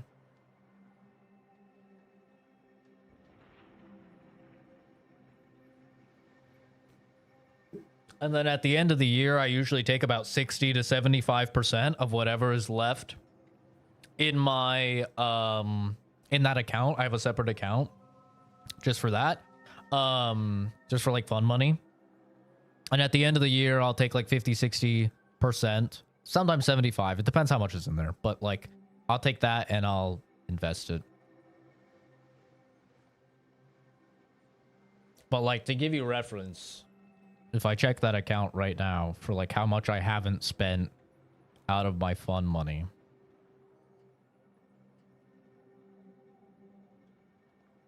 where's the fingerprint sign in?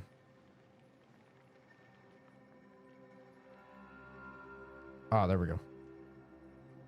Oh. My fun money account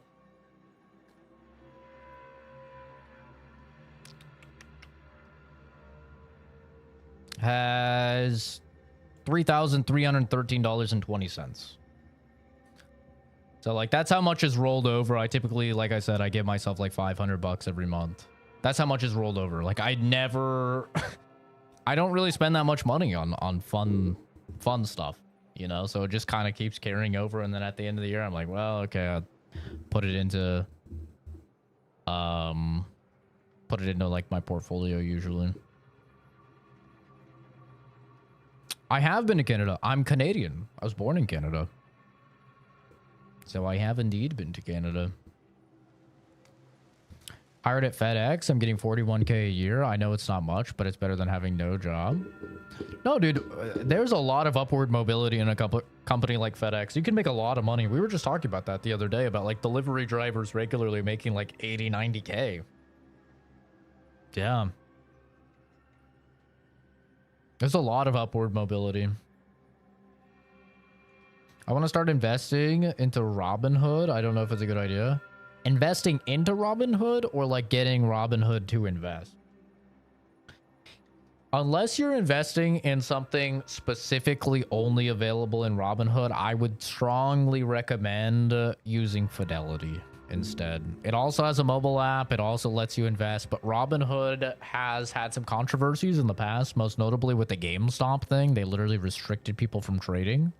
They've kind of shown their hand previously a few times now that they are in leagues with, you know, the big boys, the stock bros and stuff like that. So I used to use Robinhood and Fidelity, but I've transitioned basically to only using Fidelity now.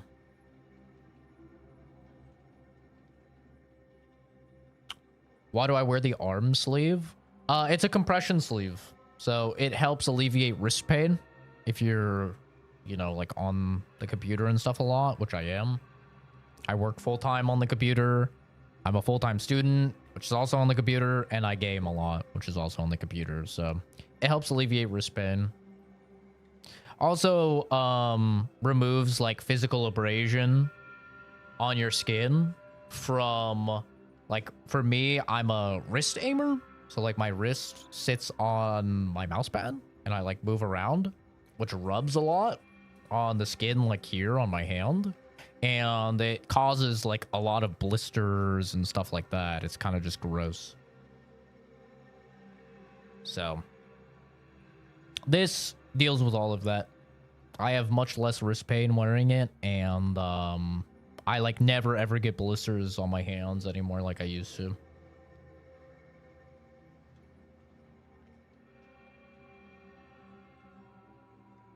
Compression sleeves in general are great. Like if you're doing squats, highly recommend compressions like on your knees. That's really, really nice. Like compression stuff is just really good for you in general. I asked this like a year ago. It's all good, dude. Feels so weird not seeing me wear a suit. I don't wear a suit very often. I wear a dress shirt, I wear a vest, I wear a tie. I don't wear a suit very often. I wear a blazer. I only own one suit.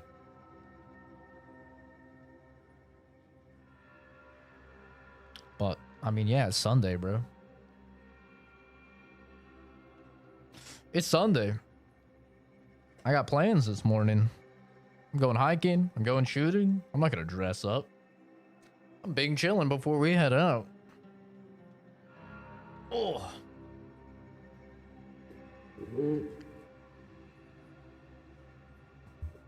T-shirt with the tie on it. I'm not a refugee. I'm here on orders from Ruth. Wipe your nose. I can wait, but I might get these other people sick. But I'm a resident already. I only left because my dear pet sprat Spry Sander got out. Yep, there we go. How coincidental. I, too, had a pet sprat also named Spry Sander. Once, long ago. Oh, how I loved him. Fine, you may enter. It's that easy. And cherish your beloved pet. Holton Close.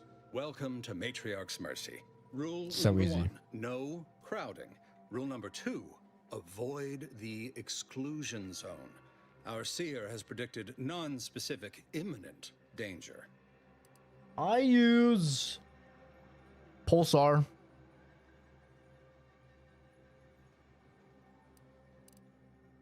Danger has never stopped me before. Step aside, you cautious peasant. Oh my god. I thought the name was self-explanatory. Our seer predicted that a corner of the encampment is in terrible danger. Danger from what? Or when? Unclear. Stay away from it, and, in all probability, you won't have to find out. Just how tactical you could be in person. It's not too... range shooting isn't very tactical. Mostly just fun.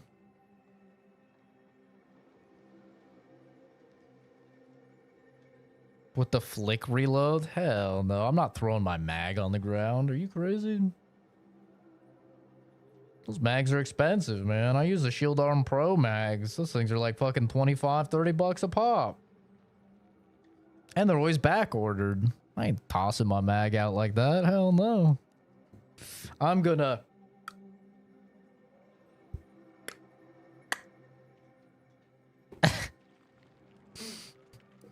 I'm taking care of my damn mags. Chick hit my car while at a stop sign. She cut the turn so hard and hit me head on. Luckily my son wasn't in the car. Well, at least if it was at a stop sign, she wasn't going too fast, right? Have someone there like a back catcher. The frugal chat. I am frugal. I am. That's how you gotta be, man. It's good to be frugal. I've never known anybody that was like, oh man, I'm so sad I didn't waste my money.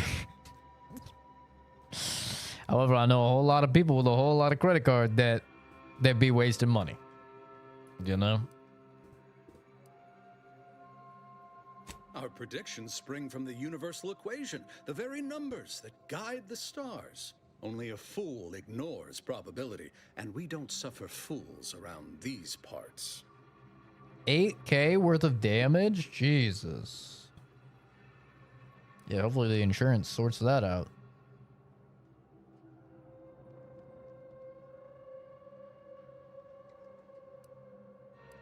I've been lucky, man. I've been in quite a few accidents.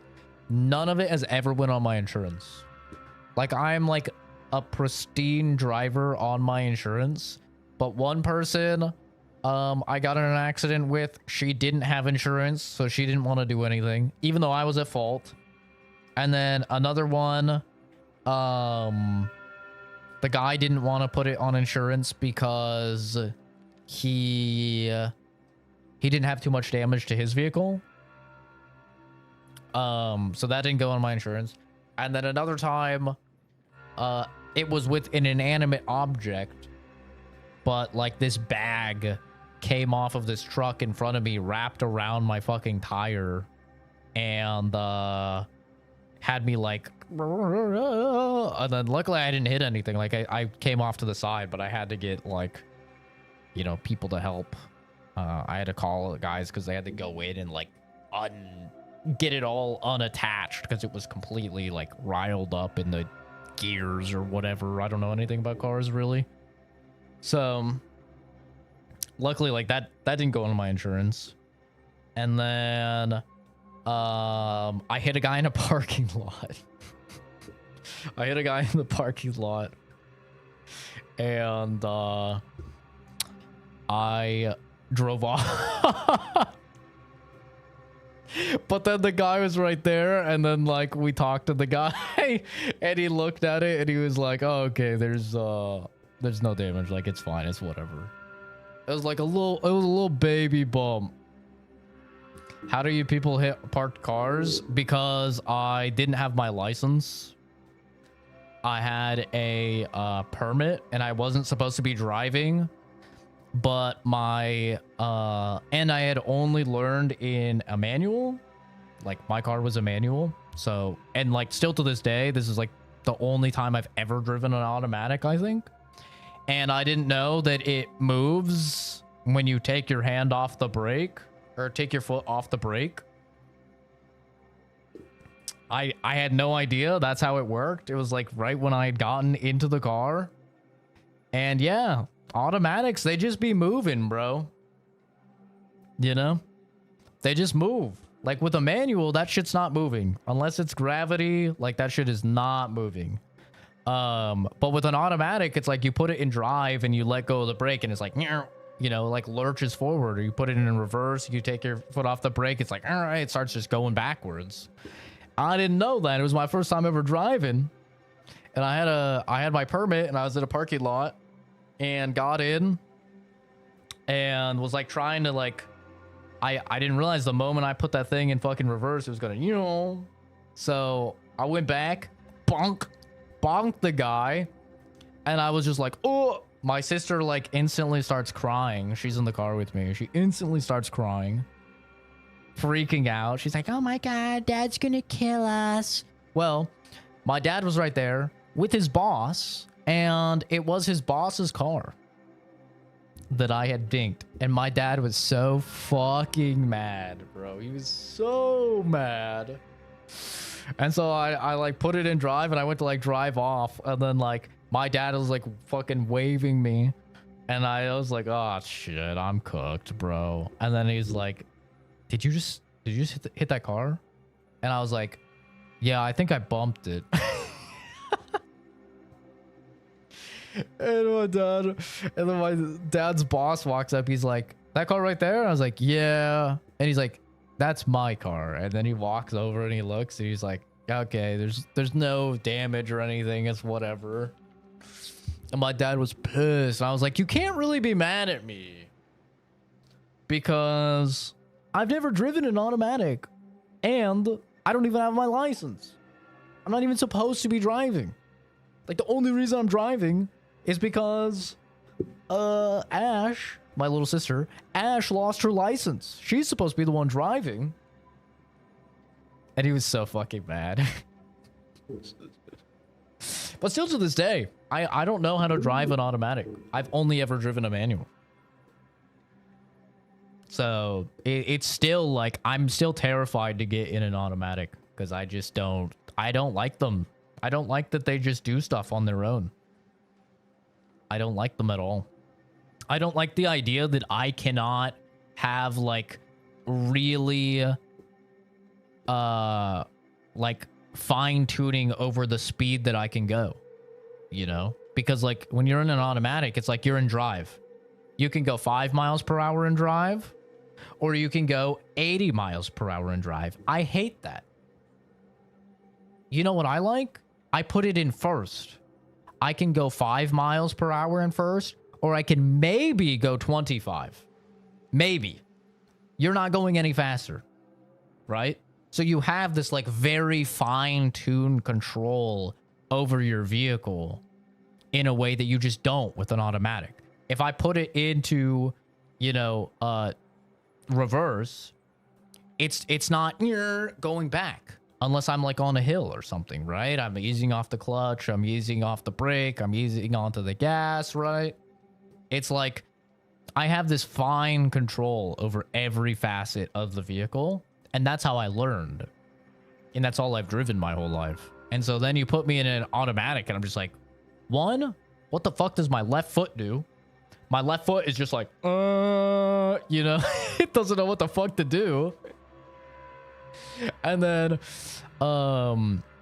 my right hand doesn't know what the fuck to do because I'm like so used. It's like just, you know, once you've driven a manual for thousands of hours, it's like it's just second nature. Your left foot's on clutch, working clutch. Your right foot is on the steering wheel, you know, or on the shifter. But yeah. Car has 2,700 miles on it and lost at least 4K in value because she hit me. Yeah. But also, it's why you'll see me regularly say on the channel, I'm not a good driver. I'm not. And as a result, I'm a very safe driver. I'm the dude in the right lane at all times, going 5 miles per hour under. And if you want to pass me, that's fine. You can pass me. You can cut me off. That's fine. But just know, I will maintain proper following distance. Okay? I will pick a point as we're driving, and I will count the Mississippis between when you pass that bitch and when I pass that bitch. And if it's not a safe amount of Mississippis,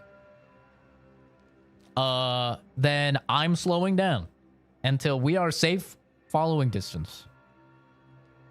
You know? I am a very, like, chill, slow driver. But I'll never say I'm a good driver. I'm not a good driver. I'm not. It's another reason why me working remote was such a big push. Like, because I don't like driving. I don't like driving. It's very stressful. People are retarded. I'm retarded. I'm not good at it. I don't want to do it. So at this point, I sold my car. I don't have insurance because I don't drive anywhere. I work entirely remote. I get all my groceries delivered to me. I'm good, man. I am good. And I'm happier than ever. How far is my nose from the steering wheel? I mean, with manuals, you have to sit a little bit far up, right? With manuals, you have to, because you have to be able to push the clutch to the ground. And I'm only 5'8", so my legs ain't that long. So I have to sit up pretty close in order to do it. I don't have a license yet, but I know how to drive, just haven't gotten time to do it. I didn't get my license until pretty late in my life. I wasn't like one of those people that was like 16 or something and did it, but yeah. I'm not a big driver. I'm really not. And luckily now I have money to pay people to drive me. So, you know, I don't have to worry about it. I don't have to worry about paying for insurance. I don't have to worry about a car payment or anything like that. I just pay people to drive me on the rare occasions where I need to go somewhere.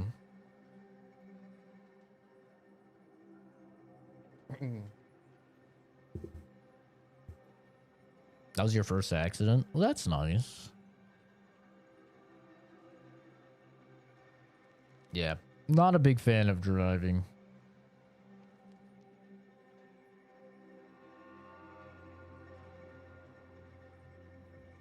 I'm 6'5", never even thought about how you'd probably have to sit close enough to push the clutch down all the way. That's crazy. Yeah. Oh yeah, dude. My little sister, when I taught her how to like drive manual, she had to sit so close. Her like chest had to be basically like up into the steering wheel in order to push the clutch all the way down. Yeah. It's a thing with manuals for sure.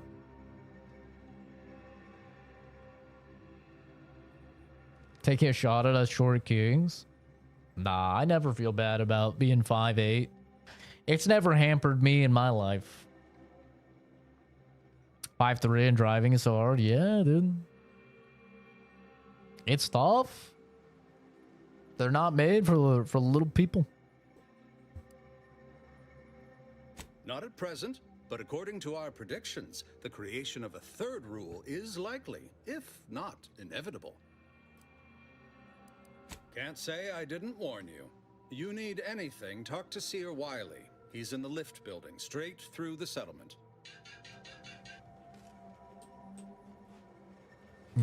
I need a damn doctor. Before the war, functioning tramiculars, the peaceful silence of the canyons. Thus, if we compare the rates of dust accumulation inside this, I need a damn doctor. That's the order. I'm not in the prediction business. Broke my nose last scrap. Or, I guess... Word to wise, don't accept anything here that's given for free. You'll pay, one way or another. Sorry. I forgot about kleptomania. God fucking damn it.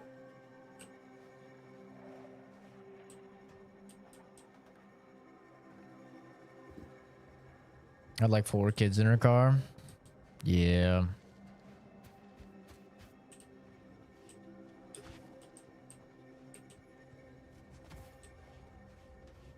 Fucking kleptomania. God damn it. Is there a medic here? We're not going anywhere. Not on the basis of some half-baked prediction. This so-called exclusion zone is where we stake our claim. Stand with me in defense of freedom.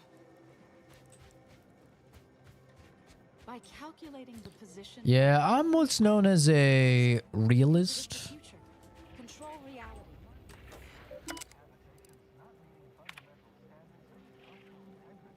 Oh, I have no bounty. That doesn't sound right, but okay. I'm what's called a realist, though. God damn it, I keep stealing shit. I acknowledge I'm not a good driver. I don't have some false bravado or some like crazy levels of confidence where I'm like, oh yes, I'm the greatest driver. I'm the main character. No, I realize I'm not a good driver. So I drive accordingly when I have to drive. I drive very, very safe. You know?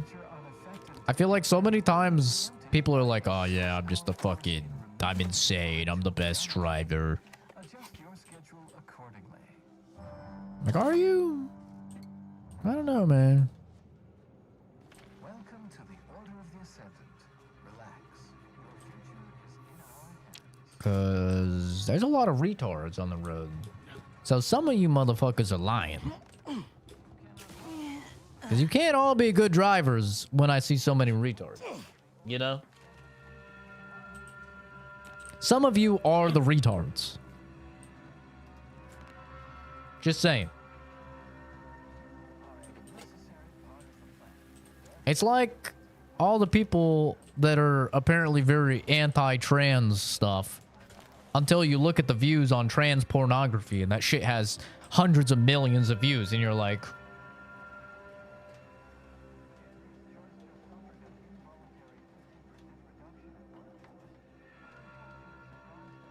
some of you motherfuckers are lying.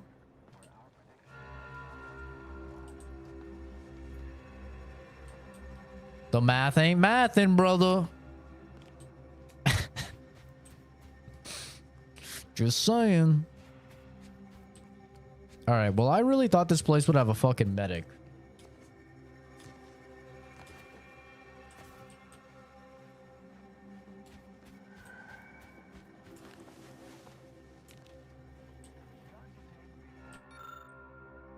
You see a large pile of seemingly unrelated debris.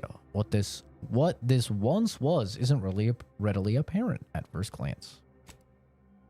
You determine this was an improvised structure, possibly multi-story, before its collapse. Internal load-bearing elements clearly proved insufficient. Further, it seems this was some kind of improvised structure of some kind. I don't have brawny. Damn it. Shame what happened there. I seen the whole thing. Let's say driver, if you'd like it, I'll put some ponies in the control. I turned into Dom. I don't know what a Dom, like a dominatrix? Doctor! Wait, maybe they do have a doctor. Doctor! Oh, thank the architect you're finally here. I've scarcely breathed while hoping you'd come. I am in desperate need of your help. Me too. I'm in need. I can tend to your injuries, provided you have the bits to compensate me for my time and skill. We're short on everything, I'm afraid, including generosity. Dom as in family. Dom from Fast and Furious, man. Come on. I've never seen a Fast and Furious. Many thanks. Now, hold still. You might experience some momentary discomfort. I don't watch movies. Right as rain. Now, I watch movies once a year when my mother comes, and then we basically only watch horror movies. Since you aren't a refugee, I hope you understand that I cannot offer my goods free of charge, but my prices are fair. I'll be the judge of that, boss. Essence of Vigor Kilo.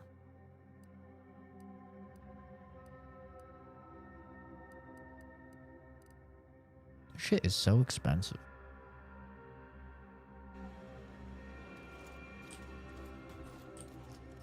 That is the wildest shit I've ever heard. You're missing out. Do you guys see how many video games I play? But it's my firm belief humanity can do better.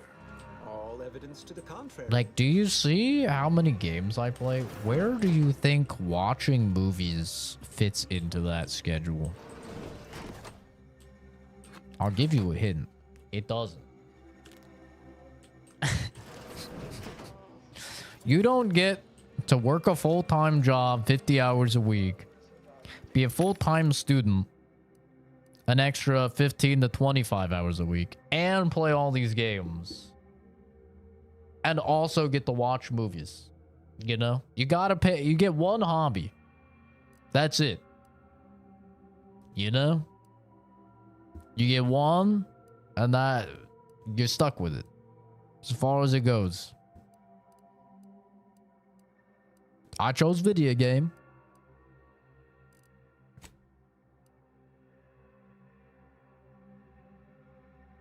Do I know Paul Walker is? I know him from memes. Like, he got in a car accident, right? Or something. He died. That's really all I know about him.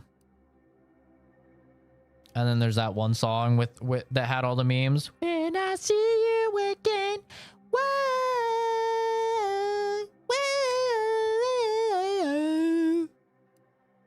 I remember those memes. That's about all I know about the guy, but... Oh, you can get a silencer for the plasma pistol. Buy that. Interesting. Interesting.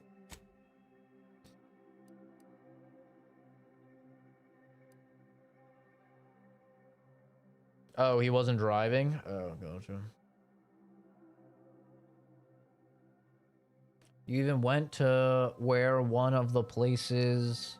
You even went to where one of the places were one of the best Fast and Furious movie seeds was formed.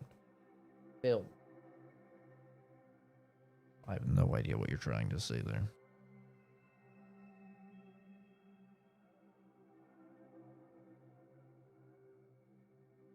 I don't know. I'll be honest, guys. Those movies have never interested me. I don't like racing games. I don't like cars. I don't think those things are for me. They're for someone. But that someone I don't think is me.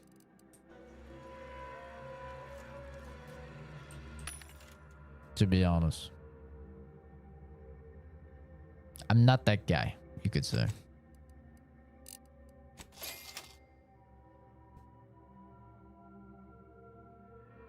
It's about family. I have a family. I already have a family. I don't need to watch a movie about family. I already have one. A loving, great, highly supportive family.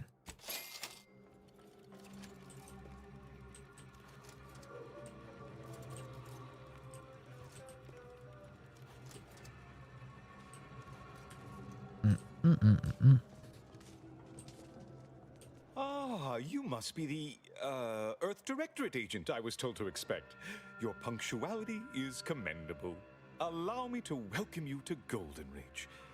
I'm afraid I've no refreshments available, but can I interest you in a customary debate over decidability?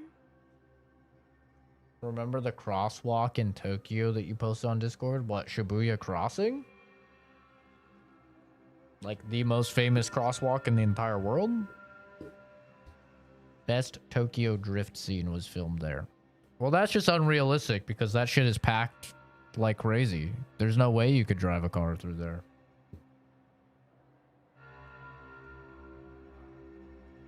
That's just not even realistic.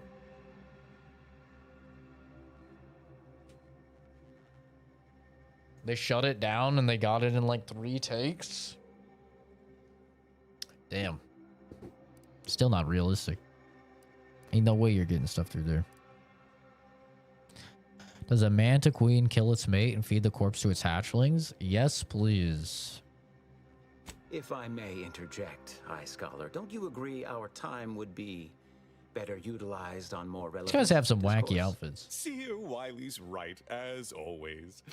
Obviously, we've all more important things to do than to stand around trifling with truth tables. Perhaps later then. The presiding bishop sent Nothing is word of your realistic in imminent Fast and arrival. Furious? However, Isn't it pursuant just to our like normal about standards of races? compartmentalization, she was scant on the details of your mission.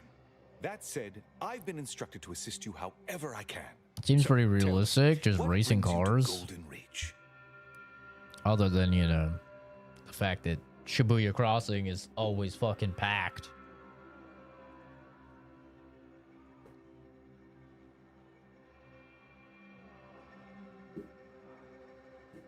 You took it to Michael Bay BS movie. They're like superheroes now. What? What are you talking about? What are you talking? Fast and I think I must be thinking of the wrong thing. Let me Google this. I thought Fast and Furious was the driving thing. Fast and Furious movie. Yeah, this is driving.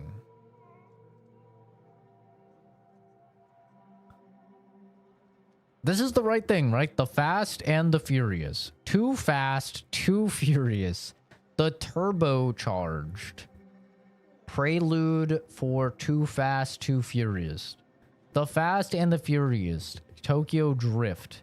Fast and Furious. Los Bandoleros. Fast 5, Fast and Furious 6, Furious 7, The Fate of the Furious. Fast and Furious presents Hobbs and Shaw. F9.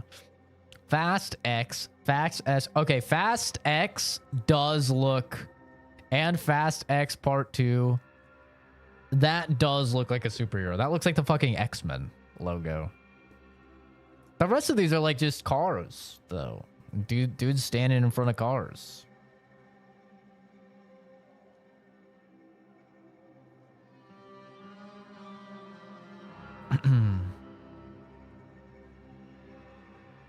About fighting crime with cars.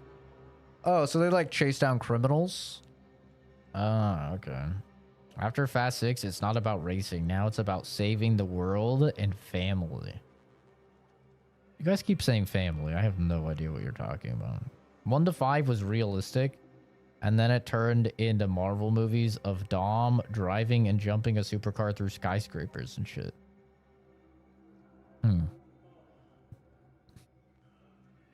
Interesting. Well, I'm glad you guys like that. I'll spend my free time reading novels and hiking and shooting and playing games. But, you know, I'm glad you guys have fun with those and you have 75 movies to enjoy.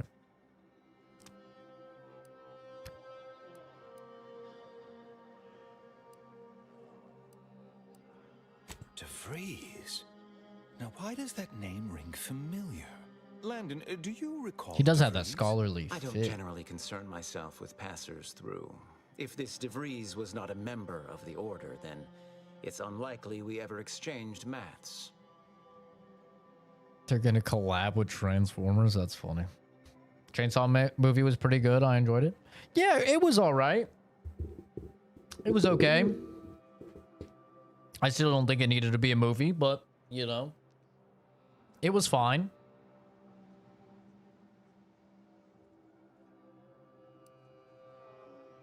I just hate that we're doing this thing with anime now where we're making, like, movies all the time because it's, like, causing shit to take 75 years. Like, how crazy is it that Demon Slayer, like, Demon Slayer came out, I feel like, when I was, like, 23. And it's going to be... It's not going to be, like, finished until... Realistically, I'm probably, like, 31 or 32. How crazy is that? By the way, the manga, I read the entire thing, start to finish, the whole story that they're doing. I read the entire manga in a couple hours. So it's not like it's the longest story ever, but they're still taking like a decade. It's crazy.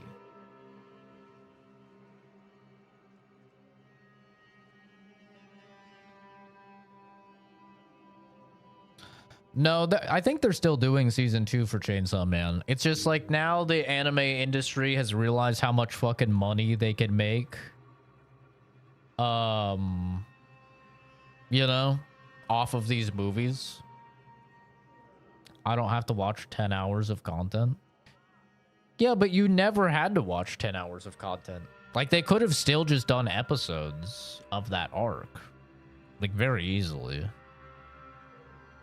You know, honestly, they could have condensed it a lot more. They had, like, a lot of kind of unnecessary shit in it, which is how I felt about the Demon Slayer movie as well. Like, the Demon Slayer movie is still going to end up being, like, 10 hours with the 3 movies, I'm sure.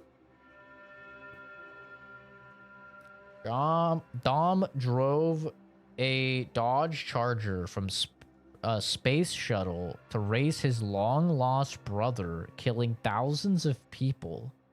The brothers making up and having a family dinner in their shitty LA backyard burb.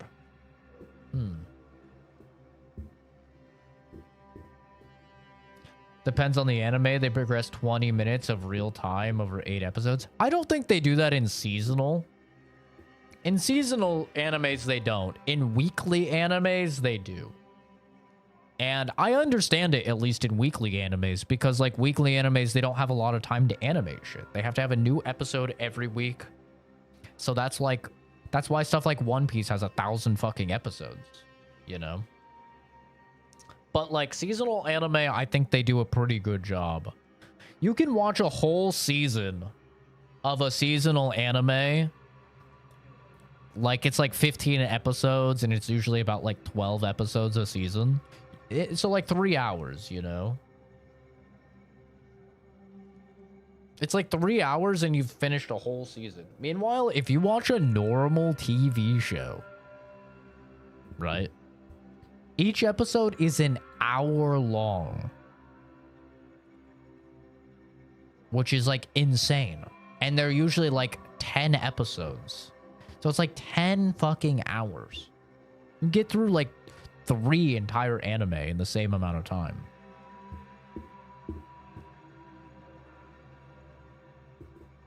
Longlock's brother is played by Jason Momoa. I like Jason Momoa. He seems cool. Take care, Jaspers. Yeah, Dragon Ball was a weekly. So that's why, same with Dragon Ball Super, it was a weekly. Can't get into Jujutsu Kaisen because it's been like 20 minutes real time and 8 episodes went by. I mean, I don't think Jujutsu Kaisen is too bad. I think Jujutsu Kaisen is actually pretty damn good for pacing. And Jujutsu Kaisen actually does shit that most anime is afraid to do. Like, they actually kill main characters and shit in Jujutsu Kaisen, so I have like a lot of respect for them for that. Because most anime doesn't do that, you know? Most anime, it's like, yeah, the big characters are gonna be fine and they're gonna win, and you just know it the entire time. And Jujutsu Kaisen, it's like fucking Game of Thrones. You're always like, yo, this dude might die. This chick might die. And sometimes they fucking die. And I like that.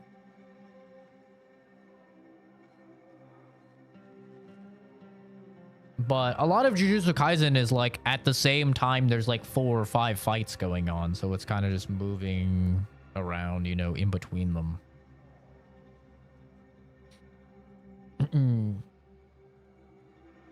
I think Jujutsu Kaisen is worth it.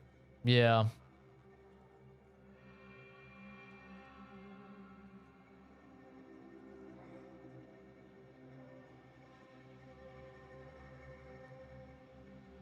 The thing is, like, reading the manga is always just going to be objectively better for every anime when you're talking about pacing. And, like, reading the manga, you're not getting the flashback scenes, you're not getting the recap scenes, you know. It's always just progress, and it's very well-paced progress, for the most part. So, and if it's stuff you're not interested in, you can just fucking speed read through, you know, which is what I do. Like, I can go through an entire manga in a day very easily. Unless it's like Berserk, you know. Like, Berserk probably takes like a week or so. Assuming you're like working and stuff like that. Like, some of them that have been going on for a while take a while, but yeah, reading is always going to be the best way to consume it. And that's why I like reading it. If I'm interested in the story of something, I just read it. And then past that, I'm like, okay, now I can watch the show, and I kind of know what I can skip through and what I can't skip through, you know what I'm in? Yeah, Kenzie's always trolling.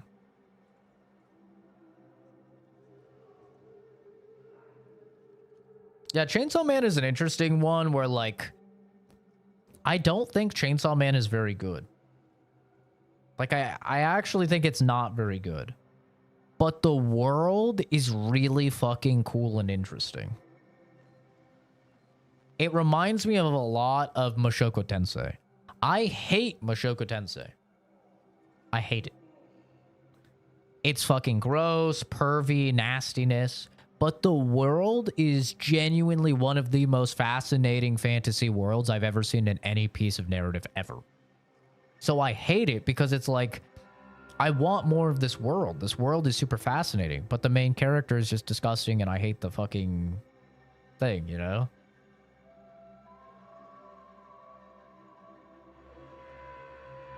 So, you know, I have that a lot in shows where I like really like the world. The Chainsaw Man is like that for me. Like, I really like the world, but it's like, I how many times are we gonna do this song and dance with Denji, bro? You know what I mean? How many times? How much pain does one guy have to endure? You know? Like, at what point are we just watching cock and ball torture?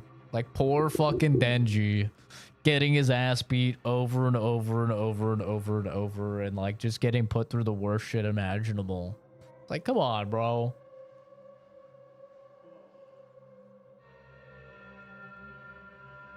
Black Clover is good. Black Clover just suffered from, like I was saying, it wasn't a seasonal anime.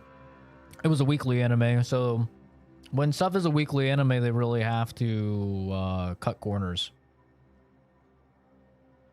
And yeah, I've seen Ninja Scroll. At least the movie. I don't know if there's more. Cuppy plays.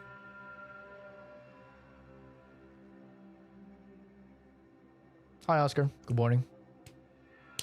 It's actually morning for once when you say morning. That's crazy.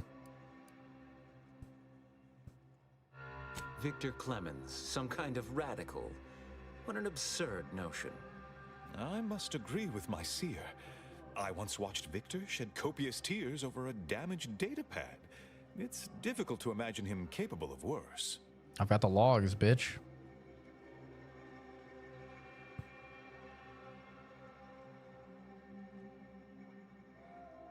And that may well be true. But our standard of proof within the Order is not normally met by hearsay alone. Victor's currently supervising highly experimental research at one of our labs to the northwest, the Enray Range, beyond the invaders' front lines. Unfortunately, you'll need to go through the decommissioned autonomous extractorium to reach it. That path is less than safe, so I advise caution. What business is it of yours? Let's not be unfriendly. The agent's only curious. Obviously, Victor's work has something to do with N-rays, but beyond that, I haven't a clue. More of that pesky compartmentalization, I'm afraid. Besides the highly caustic Zeranium River and the Mantisaurs, we've also received reports of mad cultists in the area. It does make me wonder why Victor decided to stay.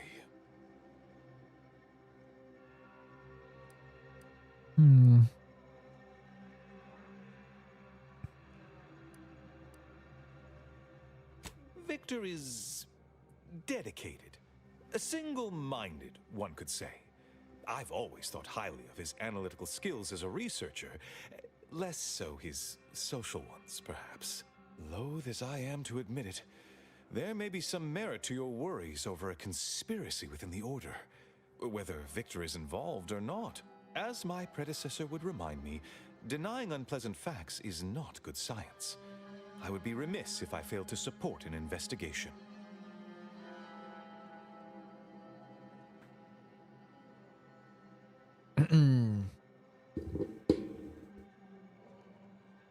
Got an entertainment center and have it filled with old books like Frankenstein, Dracula, all that shit, and a bunch of manga. It looks sick. Hell yeah, dude.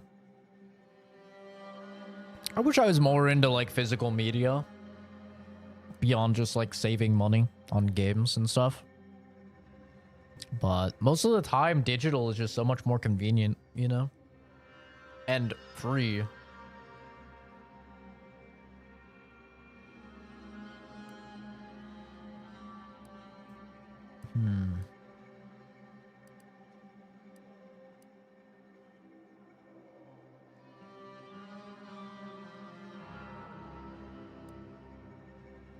No doubt you heard of the recent attack launched on that Anti's Choice base, Outpost Opportunity. It came from one of our facilities, the Zeranium Manufactory.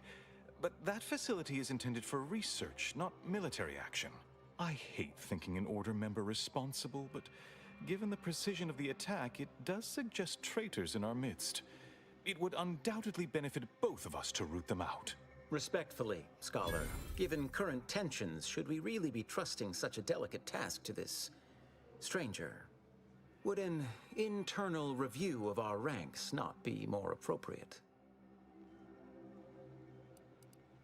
Respectfully go void yourself. Earth Directorate Agent is just a title. I'd seek to know who you are beyond that bit of headline. Someone in possession of far greater faculties than you could ever hope to match. Doubtful. Only fools run around proclaiming their intelligence. I don't dispute the need for discretion, my friend. But the presiding bishop made... Rant time. Can I say that is one of the most annoying things I see retards say? Can I just say it is the stupidest thought process known to man that smart people aren't allowed to know and be confident that they're smart. Being smart does not instantly make you humble. In fact, most of the time, it makes you the opposite. Okay? I hate this. I see this all the time of like, oh yeah, smart people never say they're smart. Yes, we do. We know we're smart. We know we're smarter than the average retard, bro. Yes, we do. Being smart does not equate to being humble. All right? I hate this stupid logic. I see this all the time. I'm like, oh, yes. Yeah. Smart people don't say they're smart. Brother, they do. There's an entire group many of us are belong to that is literally just stroking our cock because we're smarter than people, called Mensa. Okay? Yes, we do. Like, I don't know what more to tell you. He can't be smart because he knows he's smart. Why would I not know I'm smart? Like, come on, bro. I hate this logic. And you see it with everything. Like, oh, yeah, good people don't say that they're good people. It's like, why not? Why can't a good person recognize and have self-awareness that they're a good person? They absolutely can. It happens all the time. Like, are we all just supposed to be ignorant of the actual reality around us? If we're good people, are we just supposed to never at once acknowledge that we're good people despite being faced with bad people and shitters all the time, every day? You can't compare yourself to those people and realize that you're probably good compared to them? Or if you work with a bunch of retards or talk to a bunch of retards all the time and you realize that you're smart and maybe you even go and you get like IQ tested and you realize that you are smart, you're not supposed to acknowledge it or realize that you're smart? Like, it's such a stupid ideology, and I see it all the time in real life. Rant over. Made the determination to send the agent to us. It's best we trust her calculations. Moreover, our situation is growing increasingly dire. I can't overstate my fears concerning this most recent attack ending the ceasefire and reigniting the war in Golden Ridge. One more thing. Your investigation into the traitors takes precedence. But if you could also render aid at Outpost Opportunity on our behalf, such a gesture might preserve the peace. The peace? You blew the fuck out of them, brother. And not in a good way.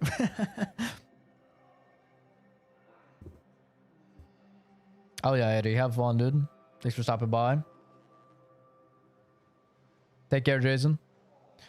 When the new place comes through, I get through refurbing the basement, ball lake, and waiting. Gotta try throwing a movie room? Hell yeah. Type shit. Yeah. I just hate that logic. I've always hated it. It's like, at what point are you allowed to acknowledge that you're smart? At what point? Am I allowed to say I'm smart? I've been to a psychiatrist, been professionally IQ tested, 148 IQ. I have a fucking degree in biochemistry. I'm finishing my second degree. Will probably get my master's or my doctorate. I've worked as a scientist for 6 years now. At what point am I allowed to say I'm smart? When am I allowed? I'm supposed to just be fucking ignorant of it? Hey guys, today we're gonna be playing game. I'm retarded. Like, come on. Let's be realistic here. Jesus Christ. So stupid. This guy said he's smart. He must be a fucking mongoloid. Okay, bro. 22, because most people I know that are smart flex that they're smart. They don't hold back. Yeah, like what is Neil deGrasse Tyson? Bro is constantly flexing how smart he is. Is he not smart because he's constantly flexing it? Was Einstein actually retarded because he was very aware and not humble at all? Like, come on. The greatest scientists and the greatest minds throughout all of humankind have not been fucking humble. None of them have been humble, bro. Like, it's almost like when you're inflating the brain and the brain's getting bigger. You know what else is getting bigger? Their head. A lot of us smart people got big heads, man. That's just how it is. It's hard to not get a big head when you're smart and you're constantly plagued with people that are not. And you have to just endure conversations with them and just droning on and on. You're just like, oh my God, there's really like no neurons firing in that thick fucking cranium of this dude's. I knew I could rely upon you. Ruth wouldn't have sent you otherwise. True. Here, take this writ of investigative inquiry. It'll grant you access to the manufactory. Seer Wiley and I will conduct our own inquest into these traitors you've mentioned. Home gyms are great, man. Highly recommend. Compare notes once you've I miss my home findings. gym already. Home gym's goated. Please, not so close. I'm aggregating vital, time-sensitive data, and your perpetual motion is distracting. This is the guy that told me, by the way, that if you flex your knowledge, you're not smart. I'm aggregating geographical data, and your kinetic energy is really throwing off the resonance waves. Shut the fuck up, okay? Shut up. If I wasn't playing a good guy, I'd blow your head off your fucking body and screw your entire legion. You held that new rifle up at the monastery, the Oracle? The one Wiley designed, right? Uses a tracking algorithm, never misses. Sounds ambitious, even for him. I'd give my tenure for an... Hope you appreciated how I bit my tongue back there with the abbot. Didn't want things to come to blows with civilians in the crossfire. Full of excuses for the attack, wasn't he? Could be that he's sincere. Or could be that he has his hands so full with keeping his community from falling apart that he missed a memo or two. Either way, I'm willing to stay my hand until we know the truth. If it were my folk buried under the rubble, if Ortiz was among them, I'd want to know for certain before acting. Besides, ain't nobody around here better suited for investigating than we are. Will the truth matter? Won't bring back the dead. You're taking this better than I expected. I don't know. I think he's trying to cover his ass. Tired of being ordered around by everyone we meet. I prefer doing my shooting after asking all the pertinent questions, Commander. W. While we're at it playing detective, we need to scope out opportunity. If there are any survivors, we ought to help, however we're able. I can only hope they had warning enough to run for cover. If they didn't, well... You'd seem way smarter if you were humble. Yeah, that's just not true.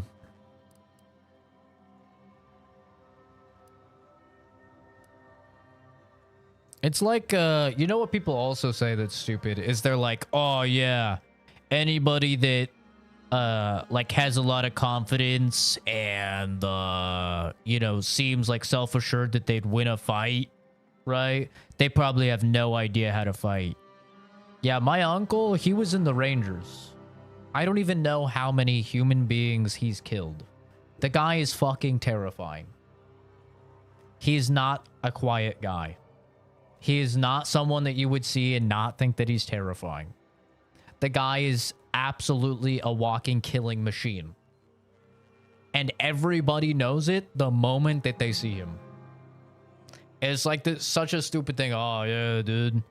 The dangerous ones are the quiet ones. Like, no. If he doesn't like you, he's going to get in your face and he's going to tell you that he doesn't like you. Why would he be like, quiet and fucking in the shadows or something? The dude has killed human beings. Many of them. He was trained for years to kill and feel nothing. The dude literally gets drunk and he tells stories while laughing about people he has murdered. Yeah, that guy is not going to be like, oh yeah, I'm fucking quiet and fucking, I'm so mysterious and dangerous. No, because he knows he can kill you. He's very aware. He knows he could kill you. And he probably, let's be real, he probably liked killing people. Honestly. And it's like, he puts out the energy of like, if you fuck with me, I will kill you. And people pick up on that energy. And they don't mess with him. Also, though, he's a fucking unit. He's tattooed up, completely bald, has a massive scar across his face where he lost a massive chunk of his skull. He has like a giant scar coming down. He's got fucking tats, entire like sleeves. And he drives a fucking Harley, of course. And he has a goatee. So it's like, yeah. This dude looks like your stereotypical fucking villain. You know? He's not the type of guy that is like just gonna be chill. Is your uncle Kratos? No, this is the skinhead uncle. This is the Nazi uncle that I have. That hates like all minorities and like Jews and stuff. That I don't talk to anymore. The alcoholic one. But he's fucking terrifying. Like, he is scary. Like, if any of my friends are ever on stream, and you guys remind me, I can ask them, like, their thoughts on him on stream, because we used to live with him. And he scared the fuck out of anybody that came to my house. Like, dude is just... He's unhinged, bro. He's a psycho. But, like, he has psycho energy, and it's not like he hides it or something. And if you look up, like, a lot of those special forces guys that have came back, they have psycho energy. They do. They don't have, like, da da da da da, I'm just a nice guy, da da da da, you know? They have fucking psycho energy. You watch them talk at all, and, like, there's, like... It's like a Happy Tree Friends episode or something, as they're, like, recalling brutally fucking killing people. It's like, Jesus Christ. Yeah, the whole idea of, like, oh, yeah, you can't know that you're smart. You can't know that you're nice. You can't know you're dangerous, right? You have to be, like, willfully ignorant of these things. It's like, it's just stupid. You know who thinks that way? Stupid people. People that have none of that going for them. They're not dangerous. They're not smart. They have nothing going for them. Okay? Just because you're not confident in who you are and you're not proud of who you are does not mean that other people can't be. Okay? Neil deGrasse Tyson is a fucking genius. Like him or hate him, he's not humble at all, and he is a fucking genius. Albert Einstein was a fucking genius. Hell, even Stephen Hawking was fucking and going to Epstein's Island and having midgets draw on boards and stuff like that, and suck my dick, you know? He was still talking shit. Genius. And he's fucking beaming around, like, you know? Thank you, Commander. We should move on, unless you've got something for me. Nope, we're good. Not gonna lie, it seems a tad different than you being humble about being smart. No, it's not, because the entire thought process is like, you have to be willfully ignorant about reality. You have to not acknowledge that you're smart. You have to not acknowledge that you're dangerous. You have to not acknowledge that you're kind, you know? I pleasantly anticipated this exact moment. My personalized order prediction and weekly prognostics report both mentioned encountering an unforeseen factor about now. I suppose that it's all the designation same. doesn't wholly apply to you, though. Kind people don't say they're kind. Smart people don't say they're smart. And dangerous people don't say they're dangerous, right? These are three very, very common sayings. I've seen hundreds of times in my life across the three of them. Like, it's all the same. It's like you're supposed to just not recognize reality. That's not what being humble about. Yes, it is. Like, being humble is acting like something is not a big deal. You know what that is? That's denying reality.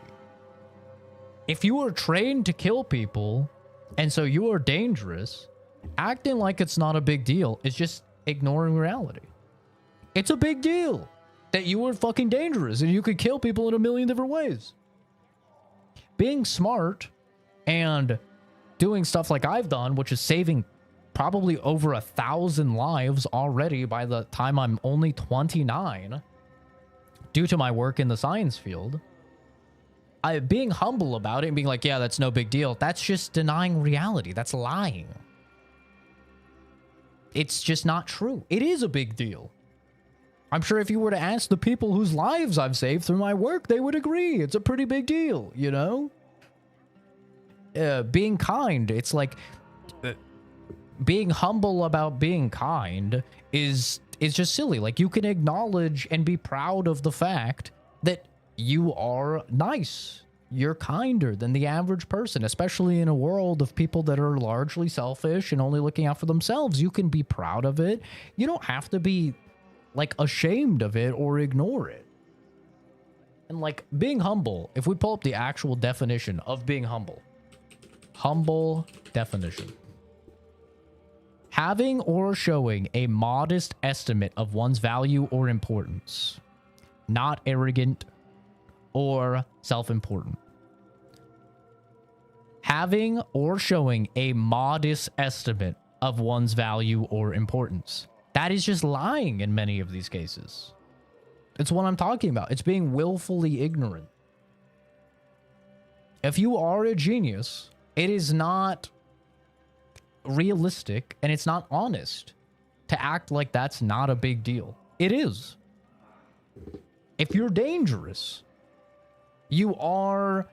There's no reason. If you've killed a dozen fucking men, if you can hit a target 1,000 meters out with a sniper rifle, right? Or you're massively trained in hand-to-hand combat to the point where you could just, no matter the position or whatever, you can close the distance and you could kill a guy 13 different fucking ways.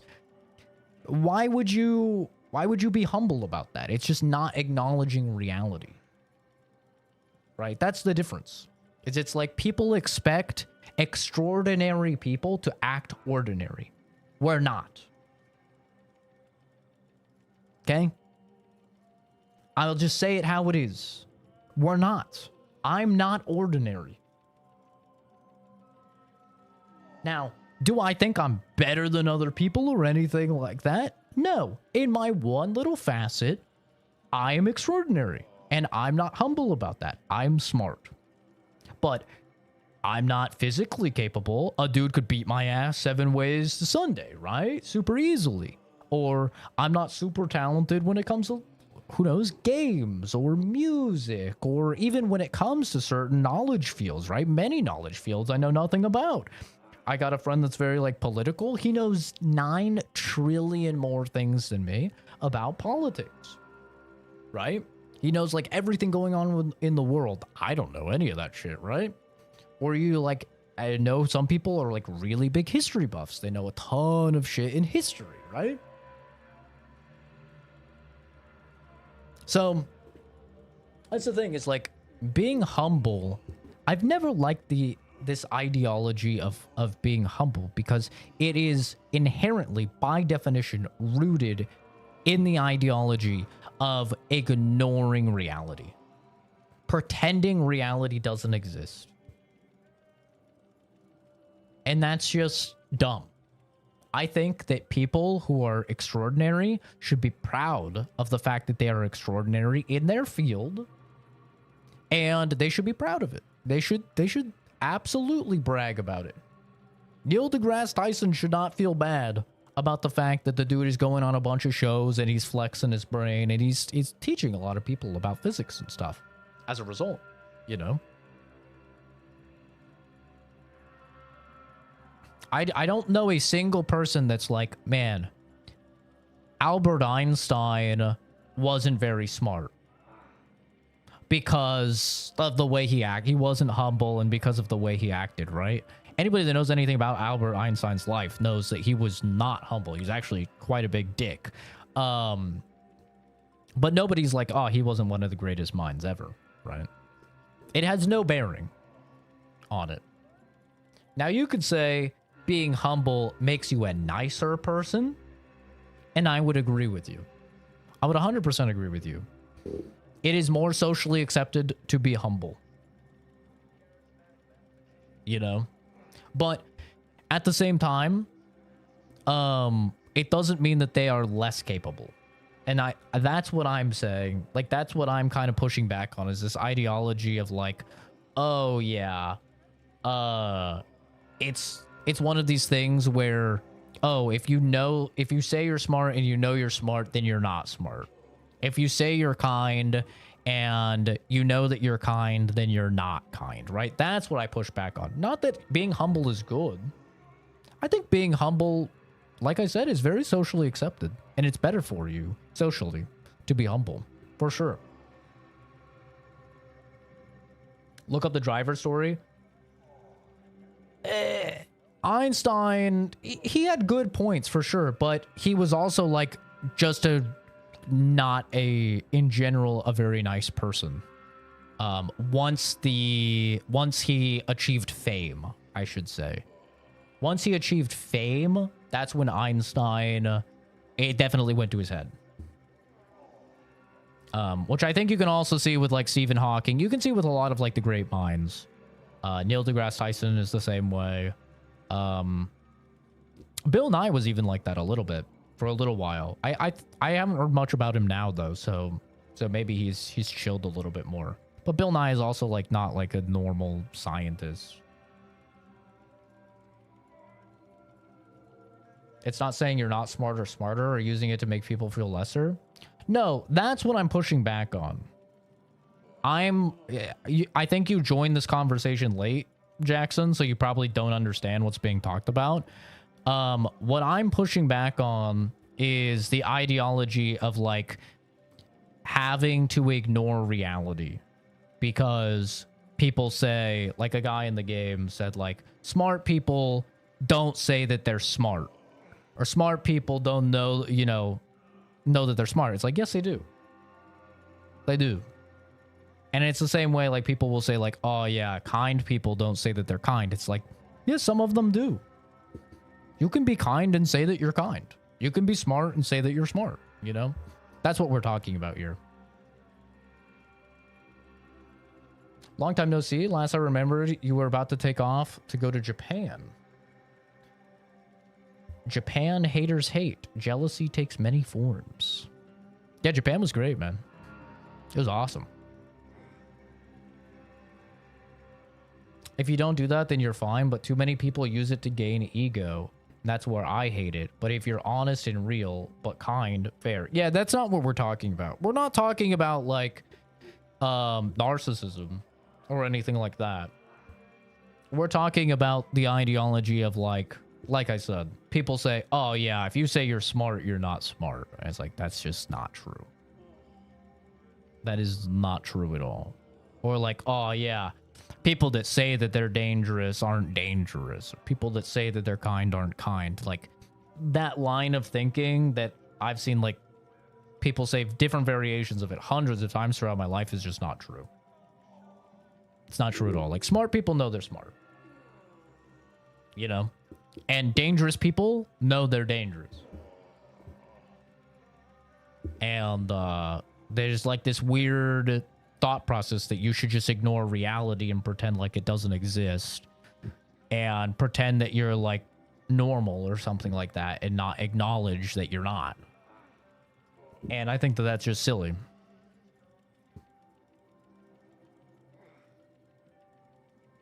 The same idea of different kind of smart? Yeah, which I just talked about as well. Like I said, I think you probably came into this conversation late. But I just talked about the fact that, like, many people are smart in one field. And it doesn't mean that you're smarter than everyone in every other field because somebody else knows something else, like, way more than you about a specific thing. Right? Or many things. But it doesn't mean that, you know, you're not smart. Or whatever.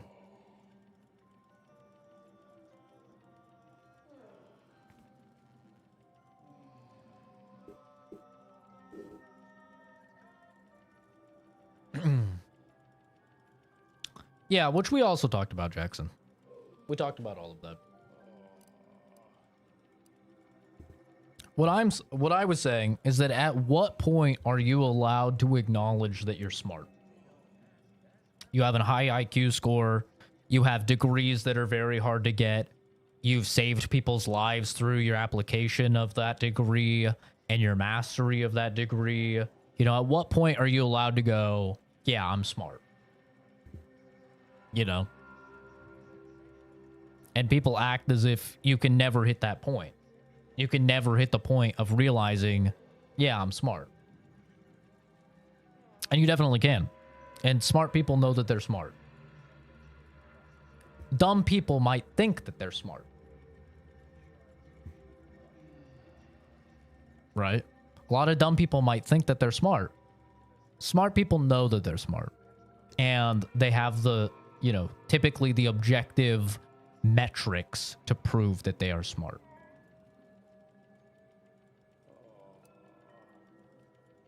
A dumb person can't even tell you what IQ stands for. You know? And they'll think that they're smart. Or it's like...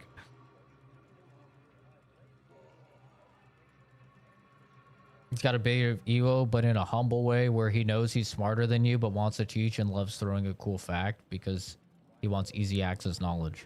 Yeah, exactly. But he has an ego. You know? He definitely has an ego. If you've seen, like, his responses on social media and stuff like that, it makes it very clear, like, he has a big ego. And that's fine. You know? Like, having a big ego is, like, a lot of people won't like that. But, I mean, eventually you get to a point, I would say he's gotten to the point where he's earned it. You know? Some people accomplish great things, and as a result, it's like, yeah, I get it. I get it. Like, yeah. Go off, king.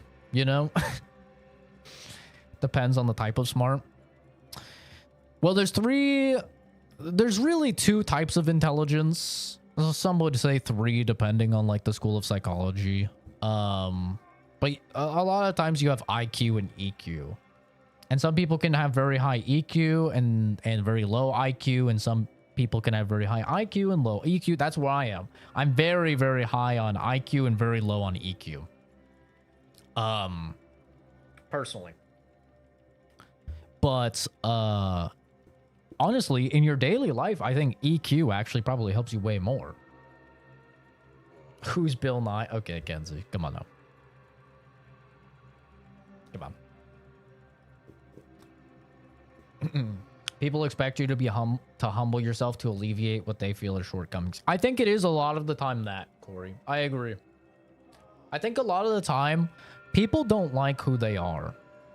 They don't like where they are in life. They don't like the physical shape they're in. They don't like the job that they're working. They don't like their relationship status. And so when they see other people that are very confident and very, like, proud of who they are, that rubs them the wrong way. And I actually had a talk with a friend about this at one time, because he was just like, he was going through a rough period of life, and he was just weirdly hostile to me. And it went on for a couple weeks, and then I talked to him about it. I'm like, dude, why have you been so hostile? And he's like, there's just something about how confident you are that lately it has been pissing me off. And I'm like, it's never, I've known this guy for like 20 years, you know? And I'm like, I've always been this way. It's never bothered you before. He's like, yeah, I don't know why, but lately it's just been bothering me. And we talked about it more, and, you know, he had just lost his job and he just had to move back in with his family. And his family was taking care of him, and he had gained some weight, and his girlfriend had broken up with him, and like things were looking down in his life. You know, he was at a bit of a downward point. And you know, it ended up just being that it made him angry that I was proud. It made him angry that I was doing well and that I was content with myself and I was happy and I loved myself. And he was just in this point where, like, it pissed him off. And it wasn't specifically just to me. Like, as we talked about it, we realized like a couple of the people that he had like outbursts towards and stuff were the same way. And I think it's a lot of the times, especially online, it is like that. It's people just not happy with their life. And then they see people that are happy and that they're like doing well, or they're content, or they're proud, and it pisses them off.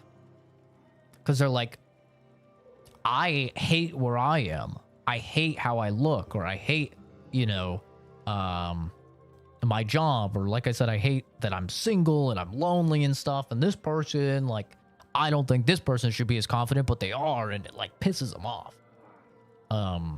I've even had this like earlier when people would be like, you're way too ugly to be this confident. I had a chick tell me that before. And like, it would upset people that somebody that wasn't like traditionally very good looking was as confident as I was, and it would upset people. And it's like, yeah, I mean, you can be mad all you want, but I love myself. I'm proud of who I am. I'm proud of the things I've accomplished, and I'm not going to hide that. And if that hurts your feelings, well, that's a problem on you, but it's not my problem, you know? It's how you handle yourself. Spielberg never gets pretentious. He has opinions to film and such. It's never said in a pretentious way. Tarantino is such ego-driven. Some people say he's earned it. But then there's the foreign Kanye.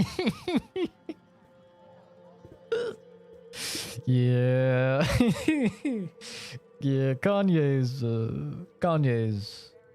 a case for sure. Yeah. Yeah. For me, I don't really care. You know, ultimately, it's like my confidence rubs people wrong all the time, and it always has my entire life. And you know, it's like, it's one of those things, man. You know, it's like some people will bounce off and they won't like me and they'll call me a narcissist and stuff like that. I'm objectively not a narcissist because I have the ability to admit when I'm wrong. I have the ability to acknowledge that I'm not the best at anything, and that many people are better than me at basically everything. So like, I'm objectively not a narcissist by the definition of the word. But I could definitely have a big head and have a big ego, and all of my friends know that. All of my family knows that as well. Like, it's not a secret. I don't hide it or anything.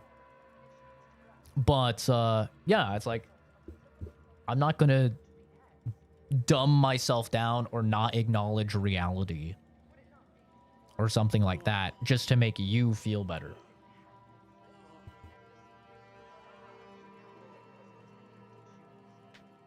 It's like, I want to be attracted to you, but I can't because I'm physically not into you. And she could have just said that. But said that shit is shit. Yeah, it's pretty funny. You know, it's pretty funny. It stuck with me all this time because, like, it really did make that girl mad. Like, I could tell it actually really bothered her that I was as confident as I was, despite being as ugly as I was. And like, in her brain, that should not be the case.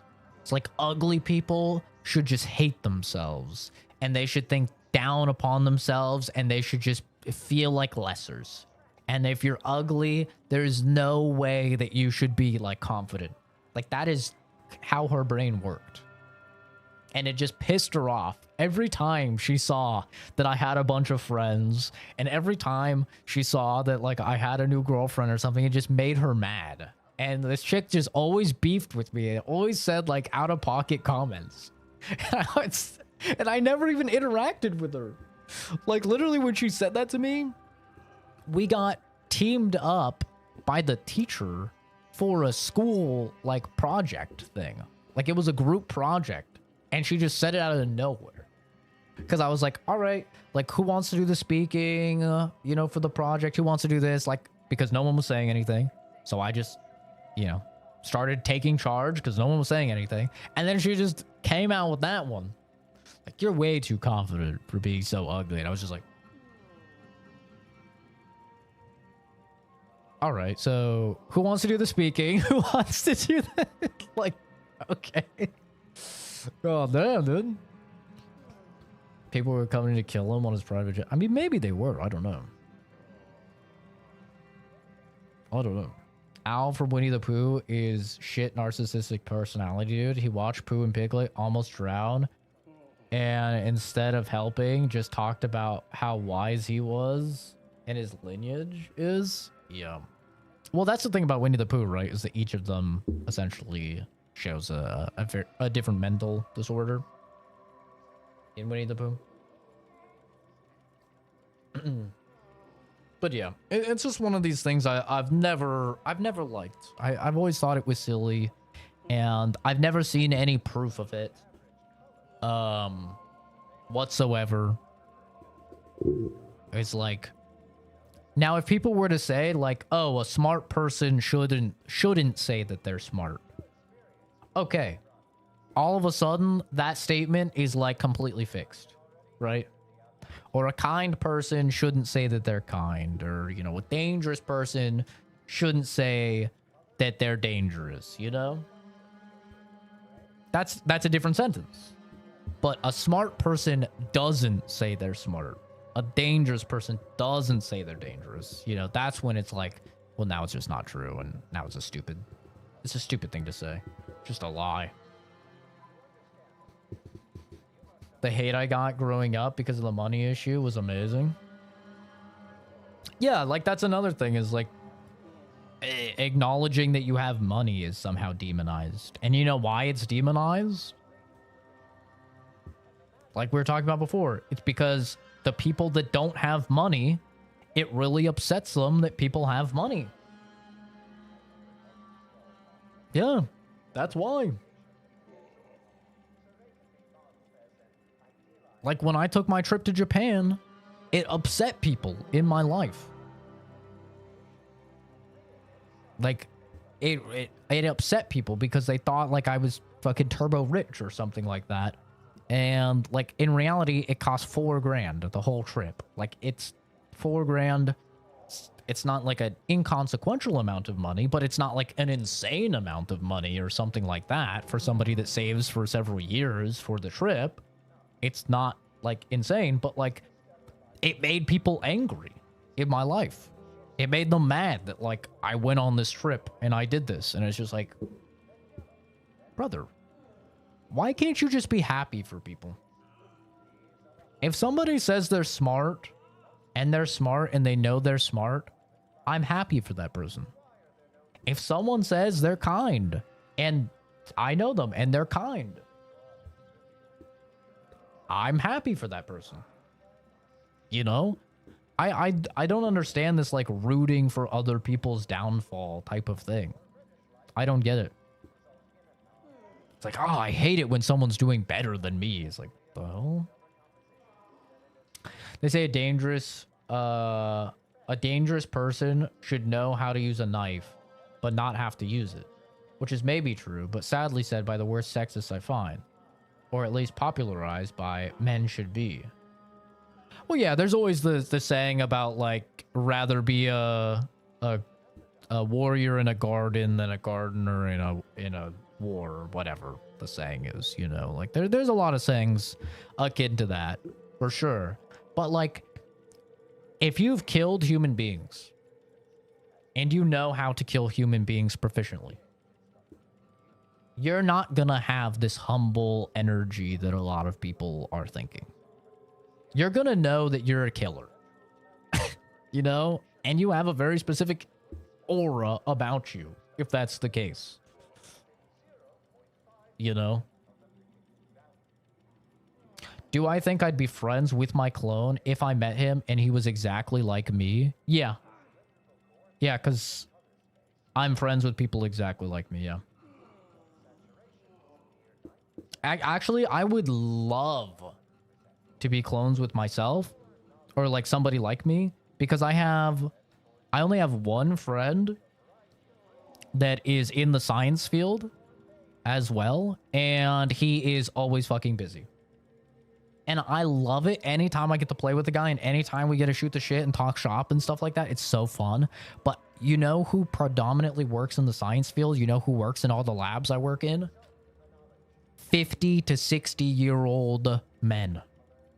And I have nothing in common with these people. Like, I have nothing in common with them.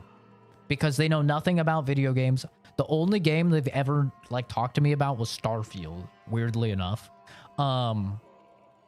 Like, so I have, like, nothing in common with them. So at least if I knew my clone, it's like somebody that's also interested in, like, games and horror movies and also doesn't want to, like, go out to bars and shit like that. And I can also shoot the shit with, like, science, with science and stuff. It'd be awesome. I'd be okay having sexual interactions with a clone. I'm not a sexual person, so I wouldn't have those inclinations, clone or not. You could put a 10 out of 10 baddie right in front of me and she would do anything and I still would not be interested in pursuing sexual relations with her. I'm just not a sexual person. So, no. I mean, there is the, you know, the tried and true, like, if you banged your clone, would it be masturbation conversation? Which maybe that's what you're alluding to. Which in that case, I think it is masturbation.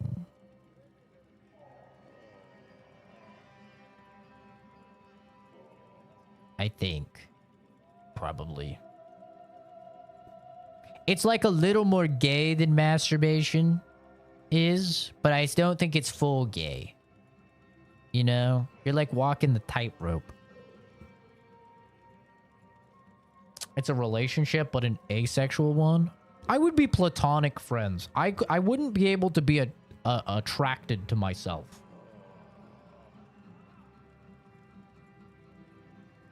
You know? I wouldn't be able to be attracted to myself at all, but I could be... yeah, I could definitely be homies with myself. But at the same time, would there be anything for us to talk about if we're the same person and the same thoughts? I don't think there would really actually be anything to talk about. So that would be like the problem. Like, it would have to be a copy of me, but then he got set free to go, like, live his best life. And then we were still homies. Like, he's living his own life. So we actually have shit to talk about.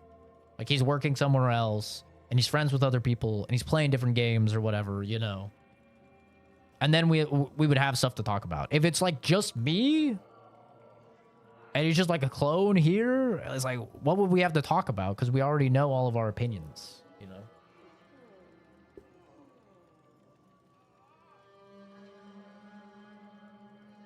It's incest. You're screwing a genetic copy of yourself like twins. Well, twins, even identical twins, are not identical copies, biologically speaking. But I don't know if it's considered incest because it's you. Like, it's all of your same. It's not like off birth, right? It's like assuming they're the same age as you with all of the same memories and experiences and opinions as you.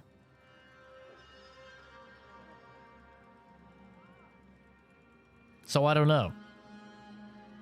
It depends. I guess it depends on, like, the clone. Is it like just straight out of a lab, has no memories or anything, just like physically looks like you? Like, I don't know.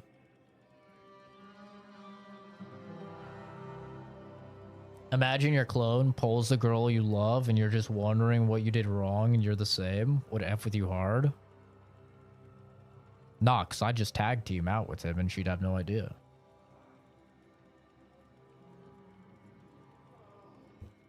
She'd have no clue. She'd be like, wow, he's acting a little different. I'd be like, hey, get out of here. Thanks, bro. You did all the heavy lifting.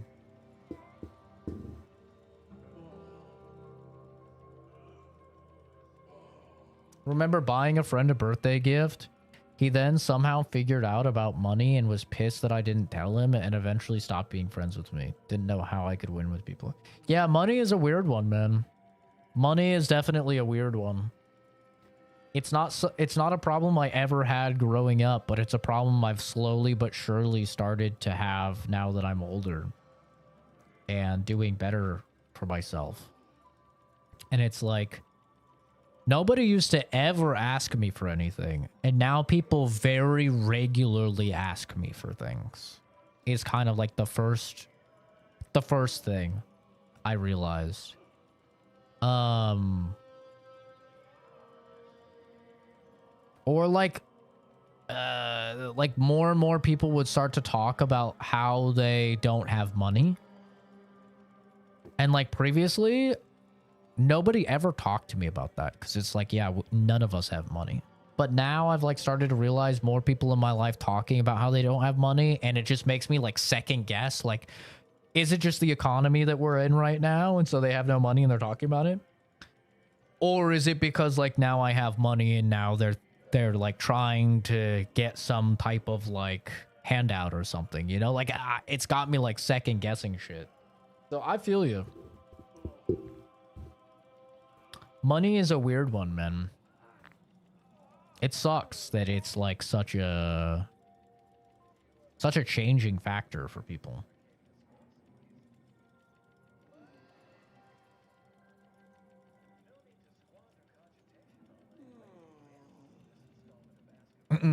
The worst is a friend changing slowly into a bad guy, but more sexist. See, I've had the opposite experience where I was the person that was sexist, toxic masculinity, racist, you know, prejudice growing up.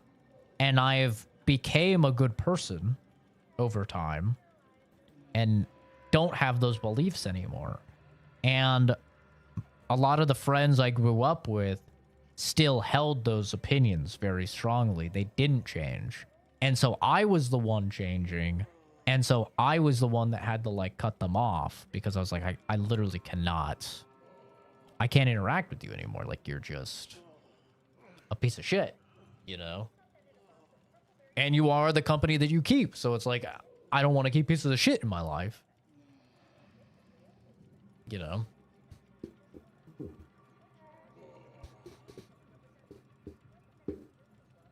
If you had a clone, would you be okay harvesting its organs? Oh, yeah. Yeah, honestly, I think that's one of the coolest things about clones. Like, in cloning in general is how beneficial it would be. Like, nobody would have to be an organ donor ever again. I think that'd be awesome.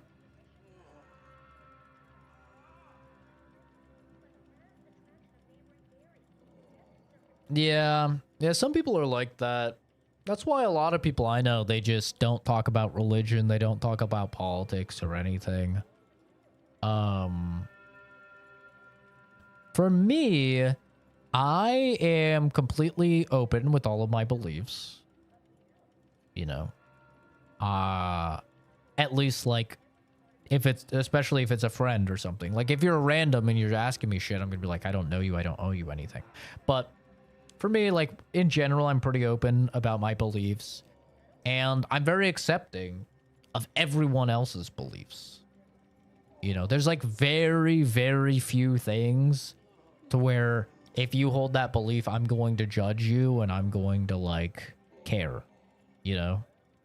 Like one of the only exceptions I can think of is like if someone is like, yeah, I'm pro map, which for anyone that doesn't know, map is minorly attracted person. And if you're like, yeah, I'm a map, or I'm like very pro map or something, that is like one of the only things where I'm like, yeah, I can't with you. You know? I can't have you in my life. Like, you just disgust me on a deep-rooted level.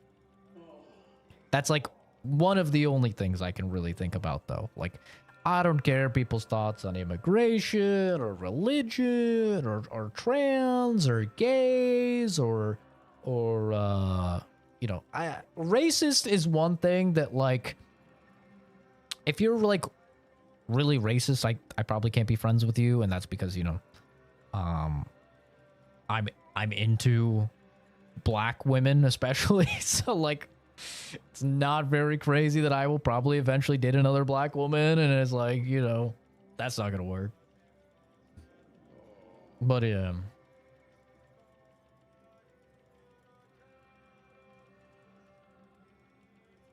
Also be people who would try to be friends with me, but after a bit you could just tell that they aren't there to be friends. Yeah, I can see that.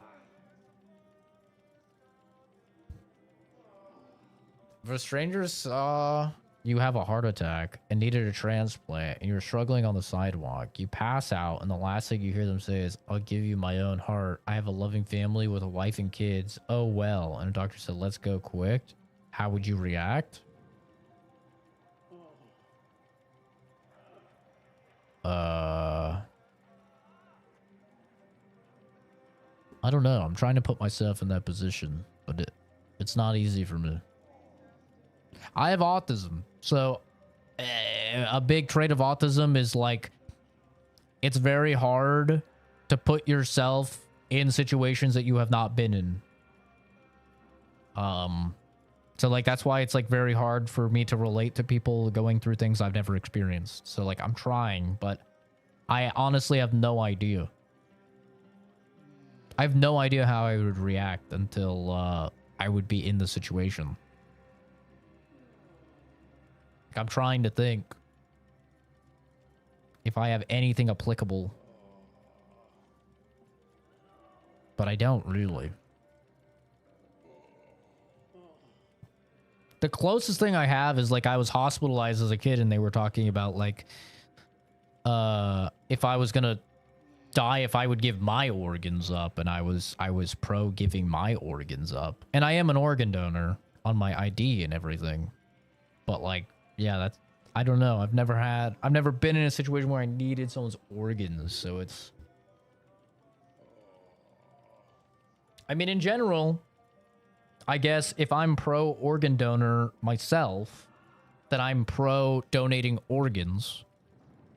So if somebody is pro donating organs and they want to donate an organ to me, then I suppose I am pro that. If we're utilizing logic, you know. But yeah, I don't know.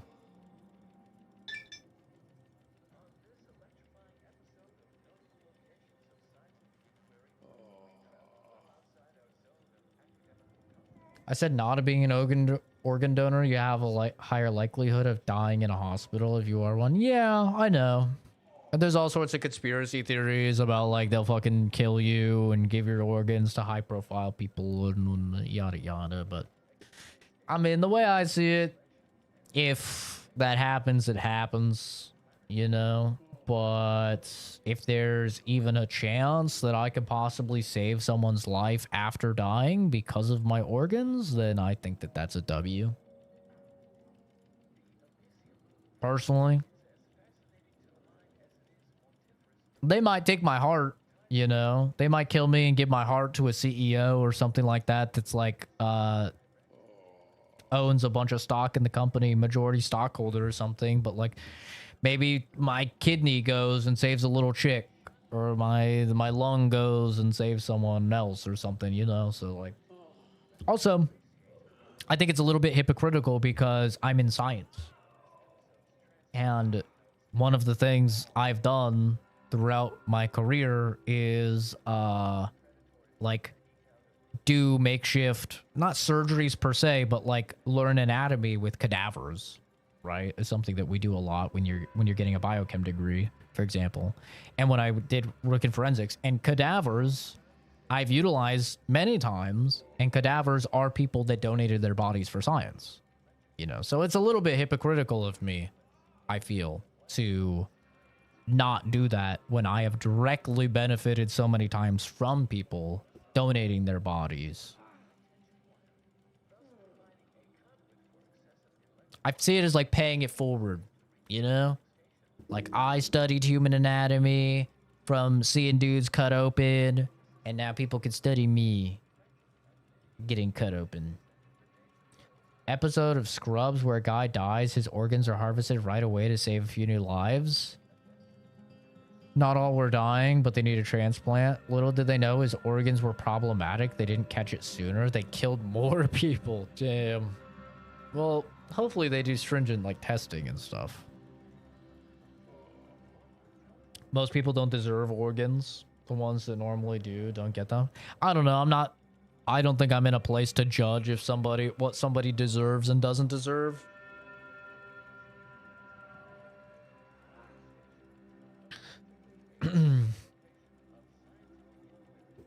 I don't go and get the behavioral report for the dogs in the shelter that are scheduled to be put down before I do their lab work and possibly save their life. You know, because it's not my place to judge. I get the lab work, I do the lab work, I possibly save a life. You know, same thing when I worked at Quest as a medical laboratory scientist and I was working with people. I didn't ask them their background. I didn't ask them their criminal history. I didn't ask any of that. I gave them their lab work. I told them if they needed to get different tests. I told them if they were at, you know, risk of any diseases and stuff like that, regardless. It's not really my place to judge people. If they're good or bad or whatever, it's my place to just save the life, regardless.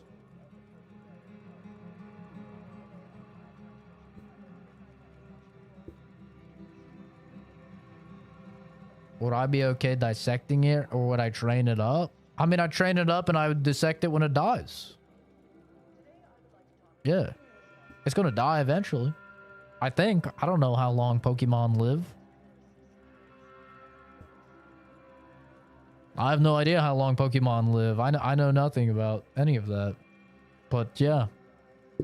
That's one of the science things I see in like movies and shit that never makes any sense. You know?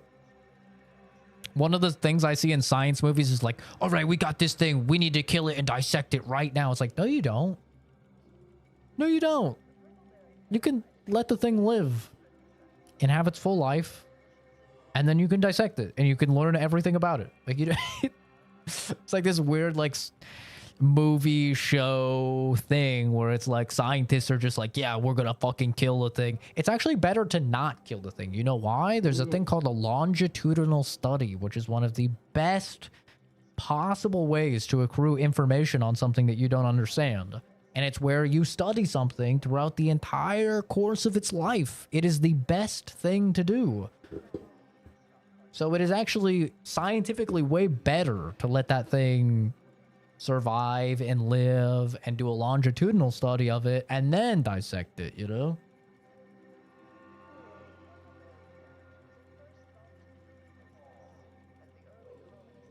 Looking at me like a scrap car.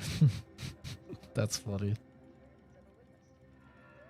I agree with just about everything you just said. And I've had almost exactly the same conversation you just had with us. It seems like the right thing to do. Yeah. I don't know. It just seems like the right thing to do. Like, if my body can save lives, then why not? Some of those lives might be bad. Some of those lives might be good. I have no idea. There's no way of me knowing. But for me, it's better than the what's the alternative? My body does nothing? It rots in the ground, or we have it, you know, like incinerated, turned to ash. Like that doesn't benefit anything. I mean, I guess you could argue it benefits the worms and the soil and stuff like that if you know, if you go it that way. But yeah, it also costs your family a bunch of fucking money to do like funerals and stuff. It's just not worth, you know? I would rather just donate my body to science. If they wanted to use my organs to save people, they can. If they want to use my body for science, whether that's cadaver dissections, whether it's like cool shit. Like I've seen like some bodies donated to science they use to test like explosives and stuff like that. Like that's sick. Blow my body up, bro. That's fucking cool. Like advanced science, man. I don't care. I'm gone.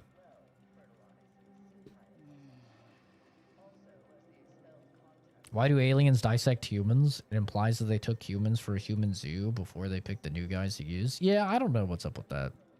You think there's a limit to intellect and that humans or any spark species will destroy themselves? Or you think we could go to space and live on other planets? We could definitely go to space and live on other planets. We're far more likely to destroy ourselves through lack of intellect and pursuit of emotion than we are through intellectual means. Other than if you're saying like intellectual means as in like the advancement of technology and the advancement of AI, then in that case, intellectual means will definitely be our downfall, most likely.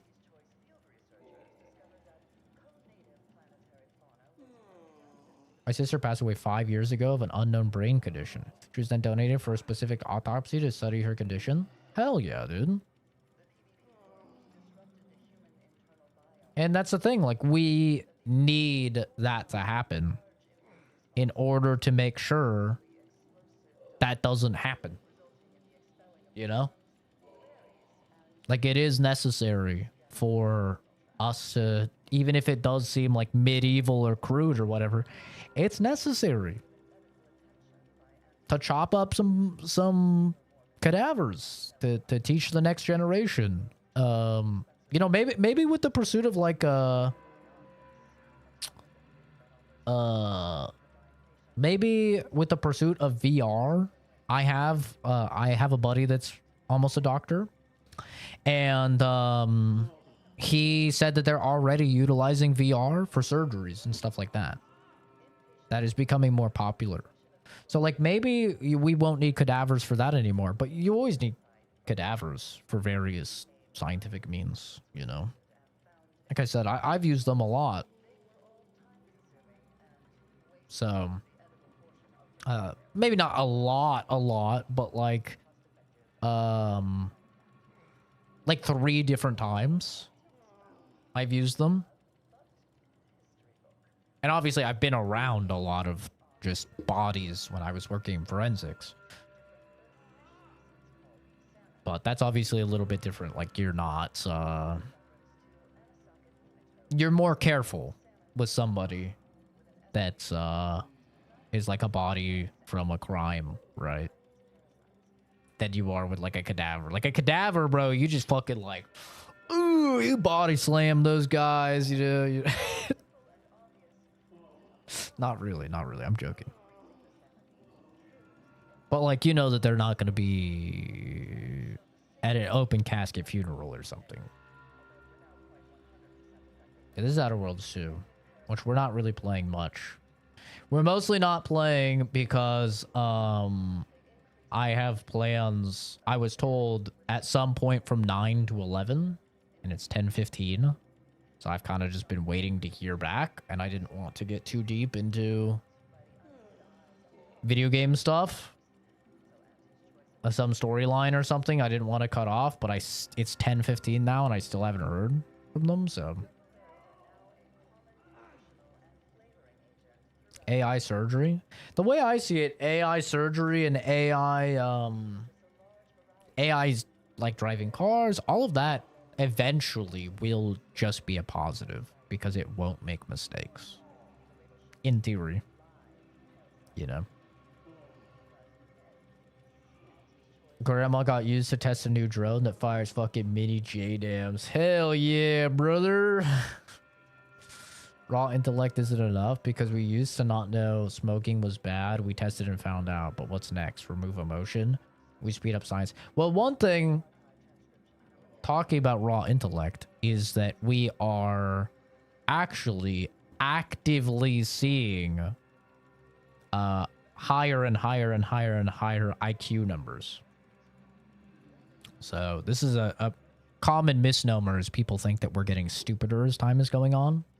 Actually, if you look at IQ scores before they've been averaged and before you've created the new 100, which is the average, is they are actually increasing.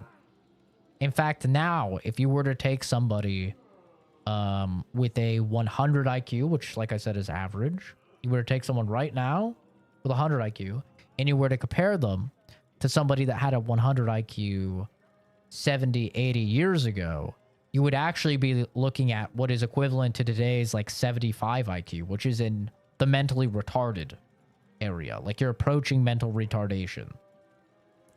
So it's pretty interesting is that people back then that were smart by today's standards would actually not be considered smart. And there's a lot of different theories for this. Nothing's really been proven, but a big theory for this is that we just in general, we have a lot more problem solving occurring, and IQ, simplistically put, is a measure of your problem solving capabilities. So we have a lot more problem solving that goes on every single day than we ever did through technology, right? And so because we are constantly engaging in far more problem solving activities than we were in the past, it's causing IQs to go up higher and higher and higher. But yeah, if you were to like take somebody with a 100 IQ now, I think I was reading, and put them like 70, 80 years ago, they would actually be considered a genius back then. They're pretty interesting stuff. So it's hard to say if we have a limit, because we just keep going up. We actually are getting smarter as time is going on. At least if you agree that IQ is a measure of intelligence, which is already not exactly 100% guaranteed or agreed upon.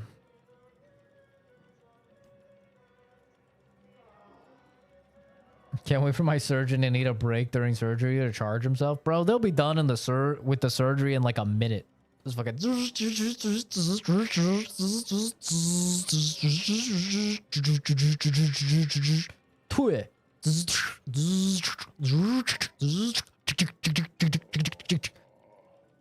They'll fucking flip you over, bam, bam, bam, pat you on the ass, get you out of there. It'll be amazing. It's great.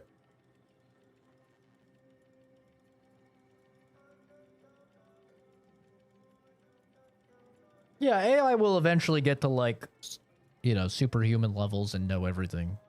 For sure.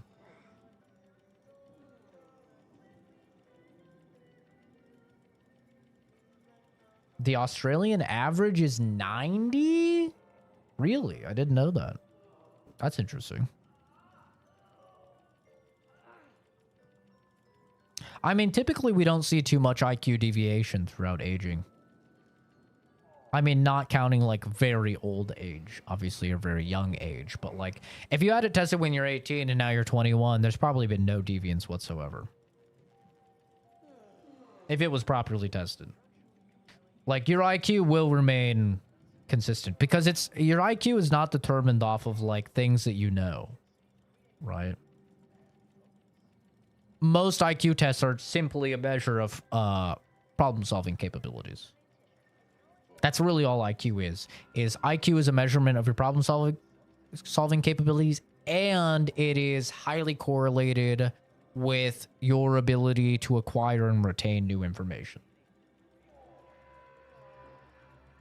So typically, if you have somebody that is of low IQ and somebody that is of a high IQ, the main difference between the two individuals will be if you were working a job and you hired both of them to, you know, and then both of them knew nothing about the work, and you were going to train them from nothing and train them to be a worker, what you would see is that people of a low IQ would take significantly longer to learn those skills and become proficient with those skills than people of a high IQ.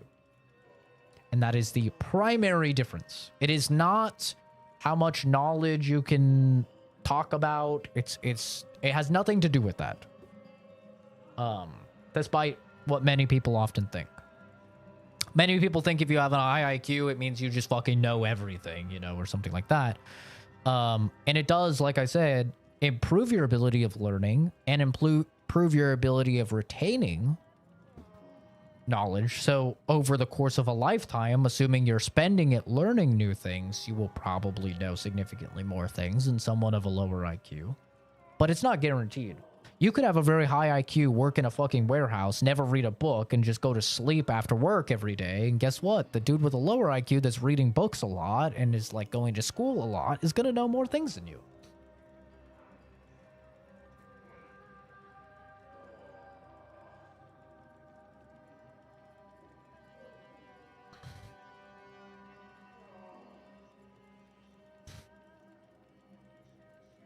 A woke AI sexual movement. I've never heard anything about AI partners or anything like that. I don't know. If I could live 700 more years and then die, would I? Absolutely. I would choose to be immortal if I could. Yeah, everyone talks about how terrible being, you know, being immortal would be. I think it's sick.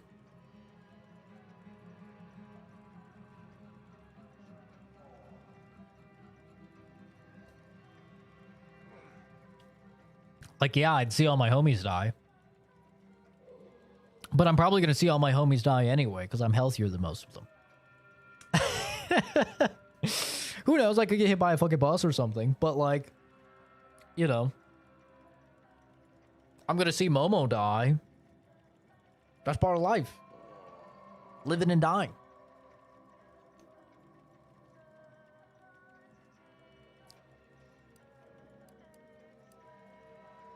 Well, I do believe you're needed elsewhere. I still have not heard back. At all. High IQ is bigger fridge. You fill the fridge with still matters a lot. Yeah.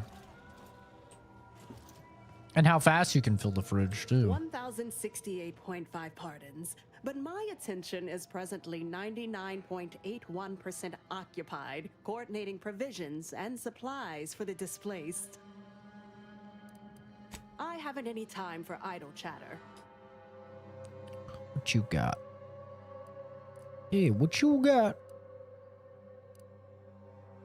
Frost converter. While in TTD, movement no longer drains energy. Energy also drains 10% slower, increasing to 30% with your science skill. It's pretty cool. Little lab coat. A little bit of a lab coat. He just said here in Australia, so I'm gonna go out on a limb and say he's probably Australian. As crazy as that might be.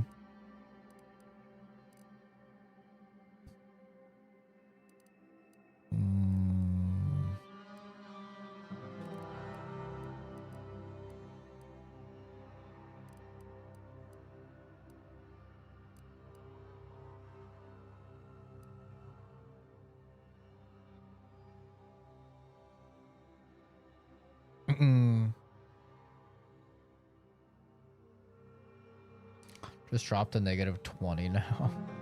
It's 90 because they call bell peppers capsicums.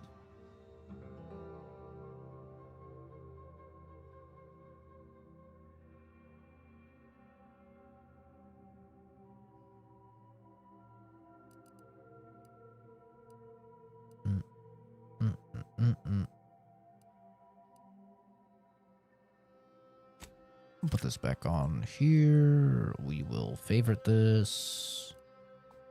This has a lot of shit. This has plasma rounds, explosive rounds, a telescopic sight.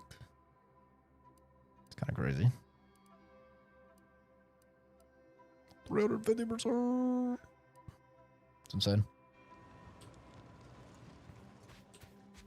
The grand plan is the predetermined order to the entire universe.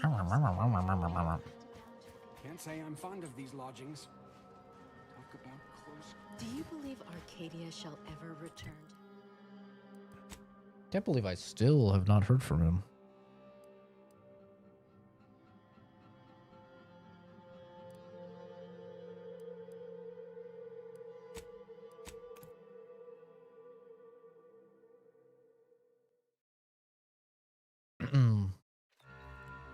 I have a bounty. Yeah, you know, I tried to pay it, but I didn't seem eager to let me, so that's what it is.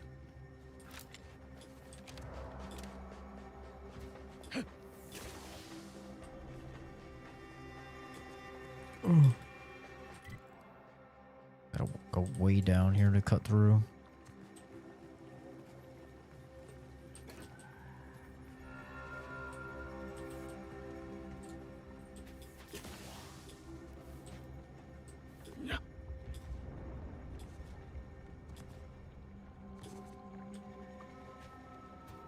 What am I shooting today? You mean like what guns?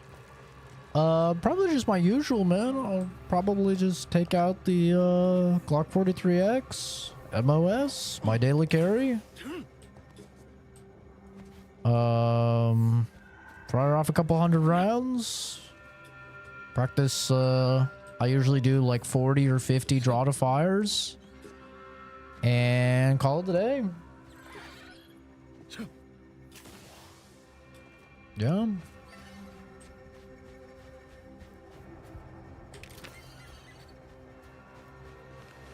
I don't usually take out all the guns to shoot. The cult signaling that we ain't welcome here.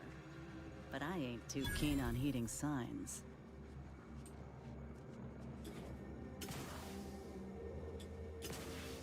I usually just take out the EDC.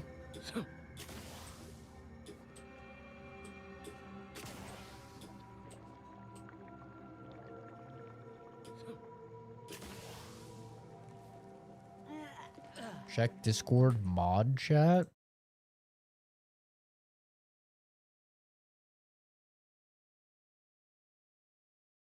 Okay, give me a sec.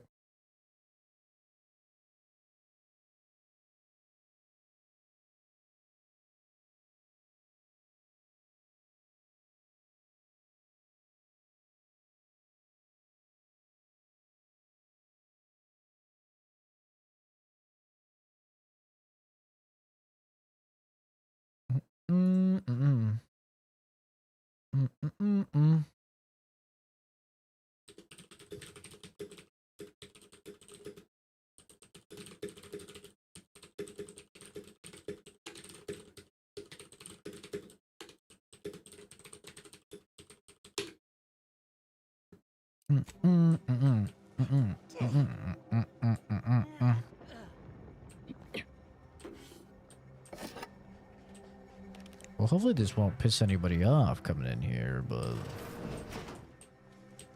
I'm just gonna take a gander, you know, just a little peek inside. Shit, lockpick 12. Dear God, who do you think I am?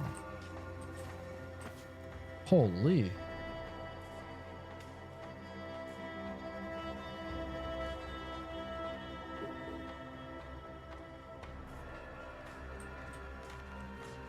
Lockpick 12 is crazy.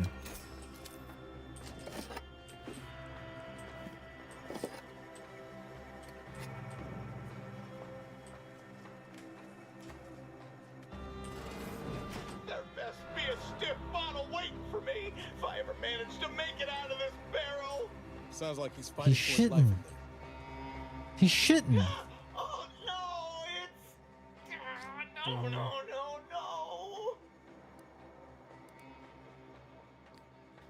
Hey, they're calling for me inside, but I lost my key. Can you help me out? Now? You have to take that now? Sure, whatever. Take it. Just be mindful what you touch after. Might have zeranium on it. And if you don't return it, I'll slap you silly with my zeranium-covered hands. But until then, leave me in my burning bits alone. Hey. Why does it burn so bad? You alright? No, I'm really not. Oh. There was uranium on my hands when I came in here, and now it's... Why didn't I wash them first? We've all been there, bro. Had some spicy wings, you know? Requires psychopath? What is this?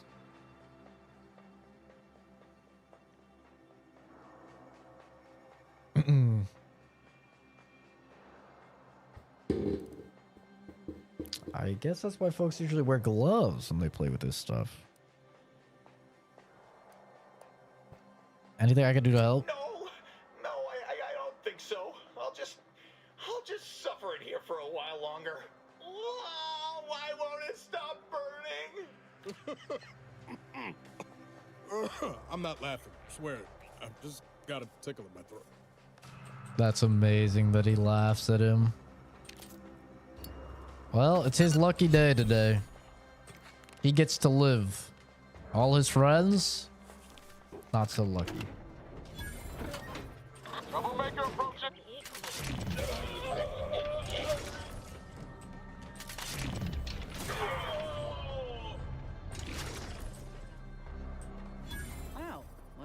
bargain.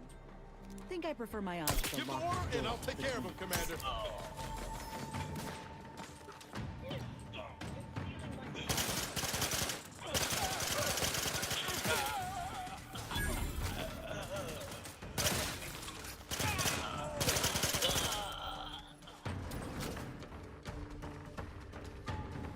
I'm not gonna kill the man on the toilet. That's just fucked up. Professionals have standards. Are you bleeding? What's happening to you, woman? Are you good? Oh. I'm ready to waste him. On your command.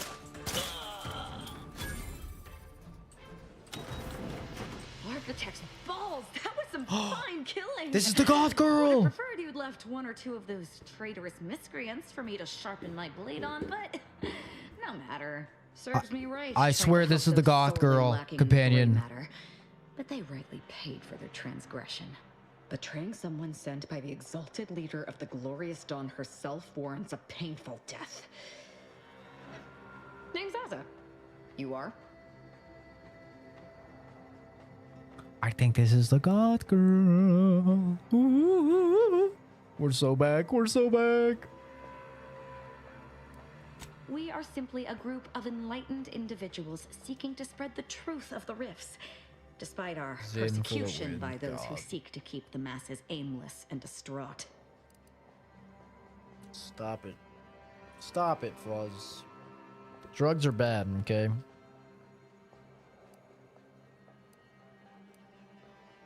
The rifts only seem destructive because we are looking at them from the point of view of imperfect, mortal bodies. To be deconstructed by a rift is to be reborn in perfection. When the goth chicks turn into Arab chicks? I don't know, man. But whatever she's into, so am I.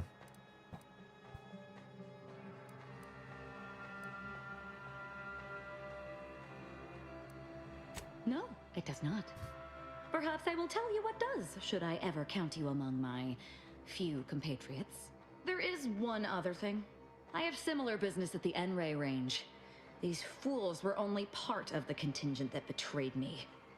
I aim to see them pay the same price, though maybe with more. Show me your face. Your violent tendencies could be of great help to me there, as I'm sure mine could be of service to you. If you deign to take me on, of course. Show me your face. I'm not going to wax poetical with you about my life while there's traitors in serious need of killing. All you need know is that I'm good with a knife. What do you say? I'm so sold.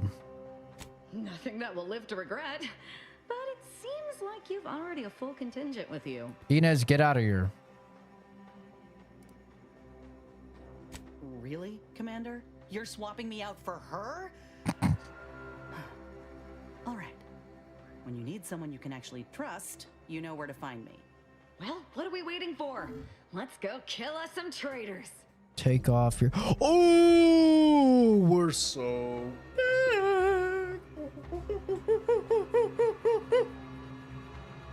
Oh, yeah. Look at her. Look at her.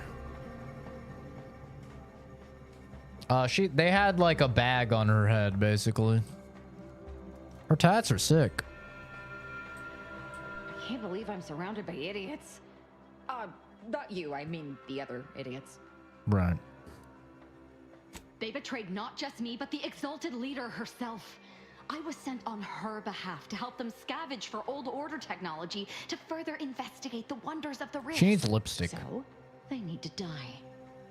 Any other questions? Who can say what drives those who have clearly lost their minds? Nope, not touching that bait. I like to keep my insides on my inside. Thank you. Such as? The rifts are a device of the architect to hasten humankind's perfection. They reduce whatever comes into contact with I can be and serious. mathematically perfect information.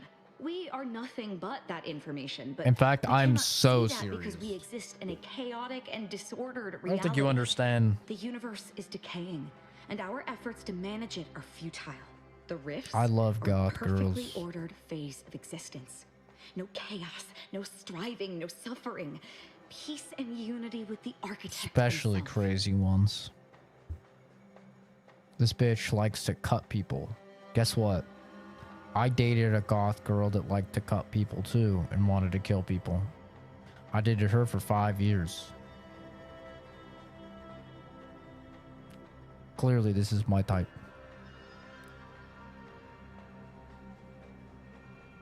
Yes! Oh, isn't it truly glorious? Like to know who I'm traveling with? It's nice to know we have that to look forward to, but let's talk about you. Nothing of much worth to tell there. I'd rather hear your story. I pursue knowledge at all costs. Unfortunately, some of my colleagues took exception to that. At all cost. I like the sound of that. I'm hard. I hope you gutted those fools. Can't abide the unenlightened who would curtail our behavior out of their own repression. Joining I'm the so Glorious hard. Dawn freed me of such nonsense. They gave me a completely new life. Wiped away all traces of Yeah. fear and repression and replaced them with unbridled freedom. That's My great. world used to be devoid of color. Mm-hmm. Everything was gray. Now everything is vibrant, like the arterial spray of a freshly opened vein. Yeah. You're so attractive.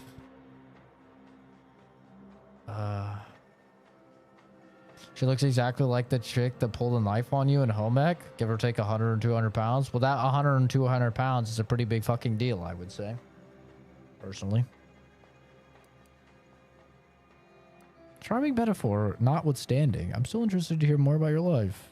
Slowly back away. I see you, Will. Good luck. And I'm still not interested in discussing it. I love her. I'm in love. We did it. I didn't think that the last thing I did on stream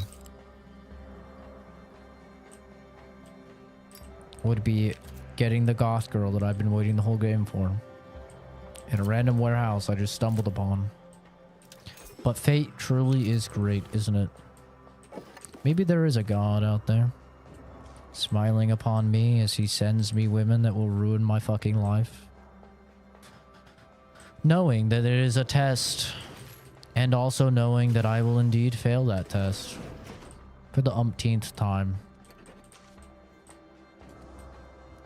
He's hopeful though. He keeps sending it. Keeps thinking this time he'll learn his lesson. He won't choke that woman. He won't slap that woman. He won't punch her. He won't cut her for her own enjoyment. But little does he know, he's so wrong. Because I will disappoint him again and again and again. For as long as he sends me trials, I will send him failures in return.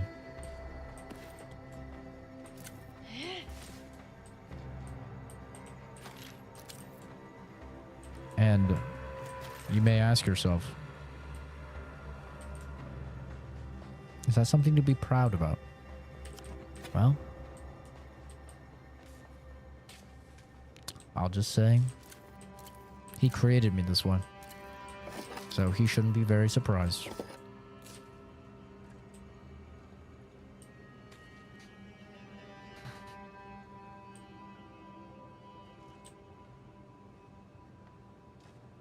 She looks like a strap user. I can fix her, guys. Don't worry. I can fix her.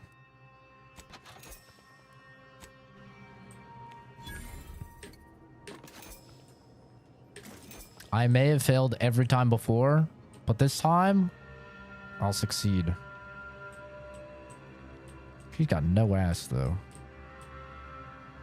That's okay. Oh, she's got head tattoos. She needs lipstick. Some black lipstick would do nice.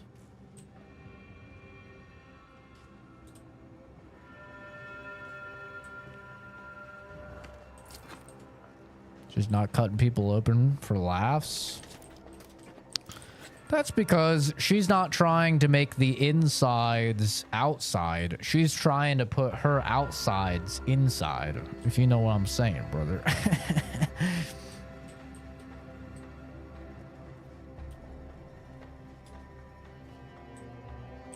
Just ask Reyna. She knows what I'm talking about.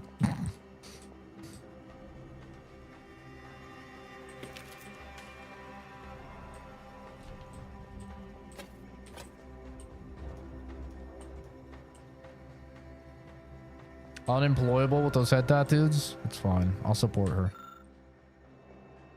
Ziranium fumes on the extractorium floor continue to be a sizable issue for the automechs. It seems that no matter how well we try and seal the joints, the gas finds its way inside. A repair crew recommends we increase the airflow from the venting fans by at least 25%, or the fumes will continue to disable automechs at a rate we can barely match with repairs. Thank the law that we have these machines to do the floor work. I shudder to imagine what would happen if humans had to work down there. Oh, and then I could probably turn it on. Yeah. Yeah, I could have vented them. That's kind of neat. I could have gassed them. You know, with the old gas attack. The Josh special, as they call it. You know what I'm saying? Because he always be shitting.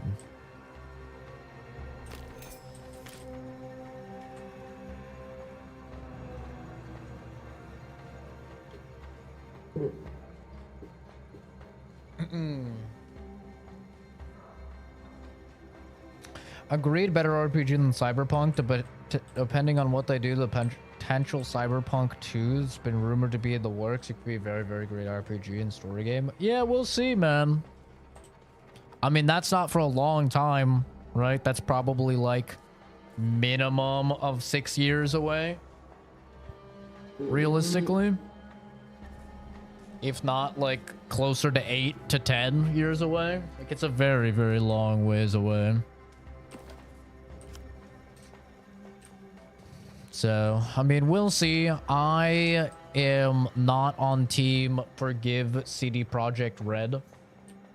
I know a lot of people have completely forgotten all of the lies and stuff from the development and how botched the launch was. And, like, to some people, they've redeemed themselves, but I'm not one of those people. So, I have not forgiven, I have not forgotten, and I will not. So, we'll see how Witcher 4 launches. I won't be surprised if it's a buggy fucking mess again, even though many people probably will be because they have the attention span and the memory retention of a rodent.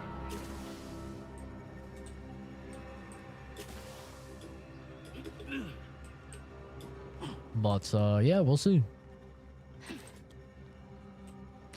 Of course, like with all games, I hope it's really good. I hope they nail it and they do a great job. But, I just kind of, I don't know, man. Took them like 2 years to get Cyberpunk in a really good spot. And I got real burned on that launch. And then even after that launch, while I will admit that Cyberpunk is a very good game, it is still not a very good RPG. And many of the things that they promised us way back when were just not the case. Like when they were initially pitching the game, man, they told us all like, oh yeah, your game will be completely different depending on the background that you select at the beginning, you know? It's going to be completely different if you're a nomad or a street kid or a corpo, and like none of that mattered at all. All of the endings of the game just come down to decisions you make at the very end of the game. Nothing else matters.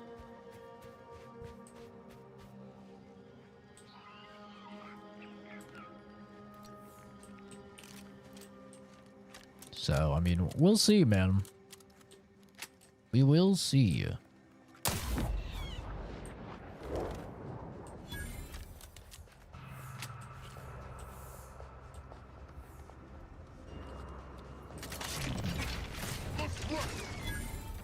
Uh-oh. Recharged for mayhem. I literally cannot hit a shot right now.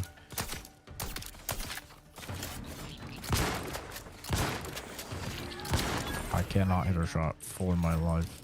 It's actually just... I'd say embarrassing, but... You know, just a boomer. Boomer moment. That cookie pizza in Discord fucked me up. I'd eat it. Actually, I'm hungry. Bro, it's 10:47. Where is this guy?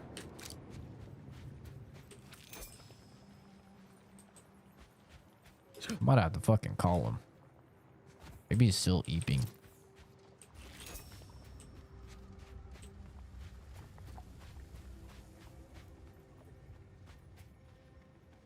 But yeah, I have no doubt, at the very least, here's what I'll say about CD Projekt Red. CD Projekt Red has proven that even if they completely fuck up and botch a launch, they will stick with the game until it is good. I will give them that.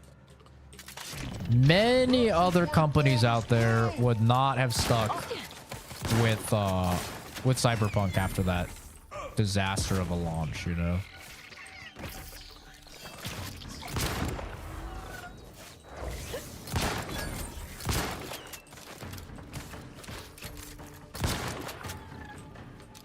Like a lot of other studios would have just dipped.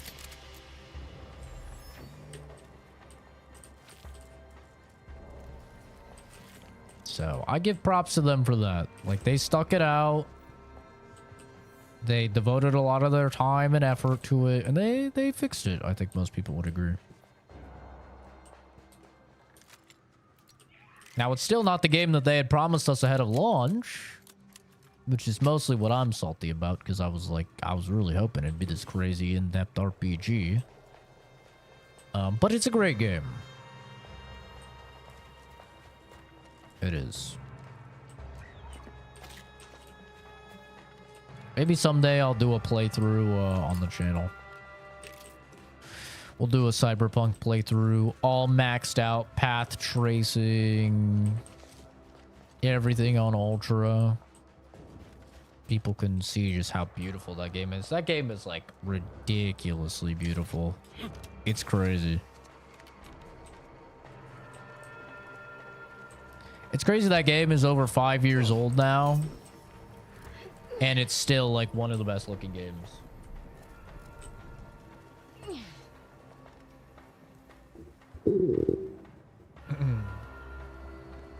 Yeah, I like how they don't move on. Yeah.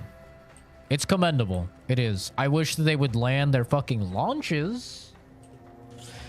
I hate having to duck spoilers for like 2 years after a fucking game comes out until it's in a good playable state. Oh shit, he said he's gonna start walking over.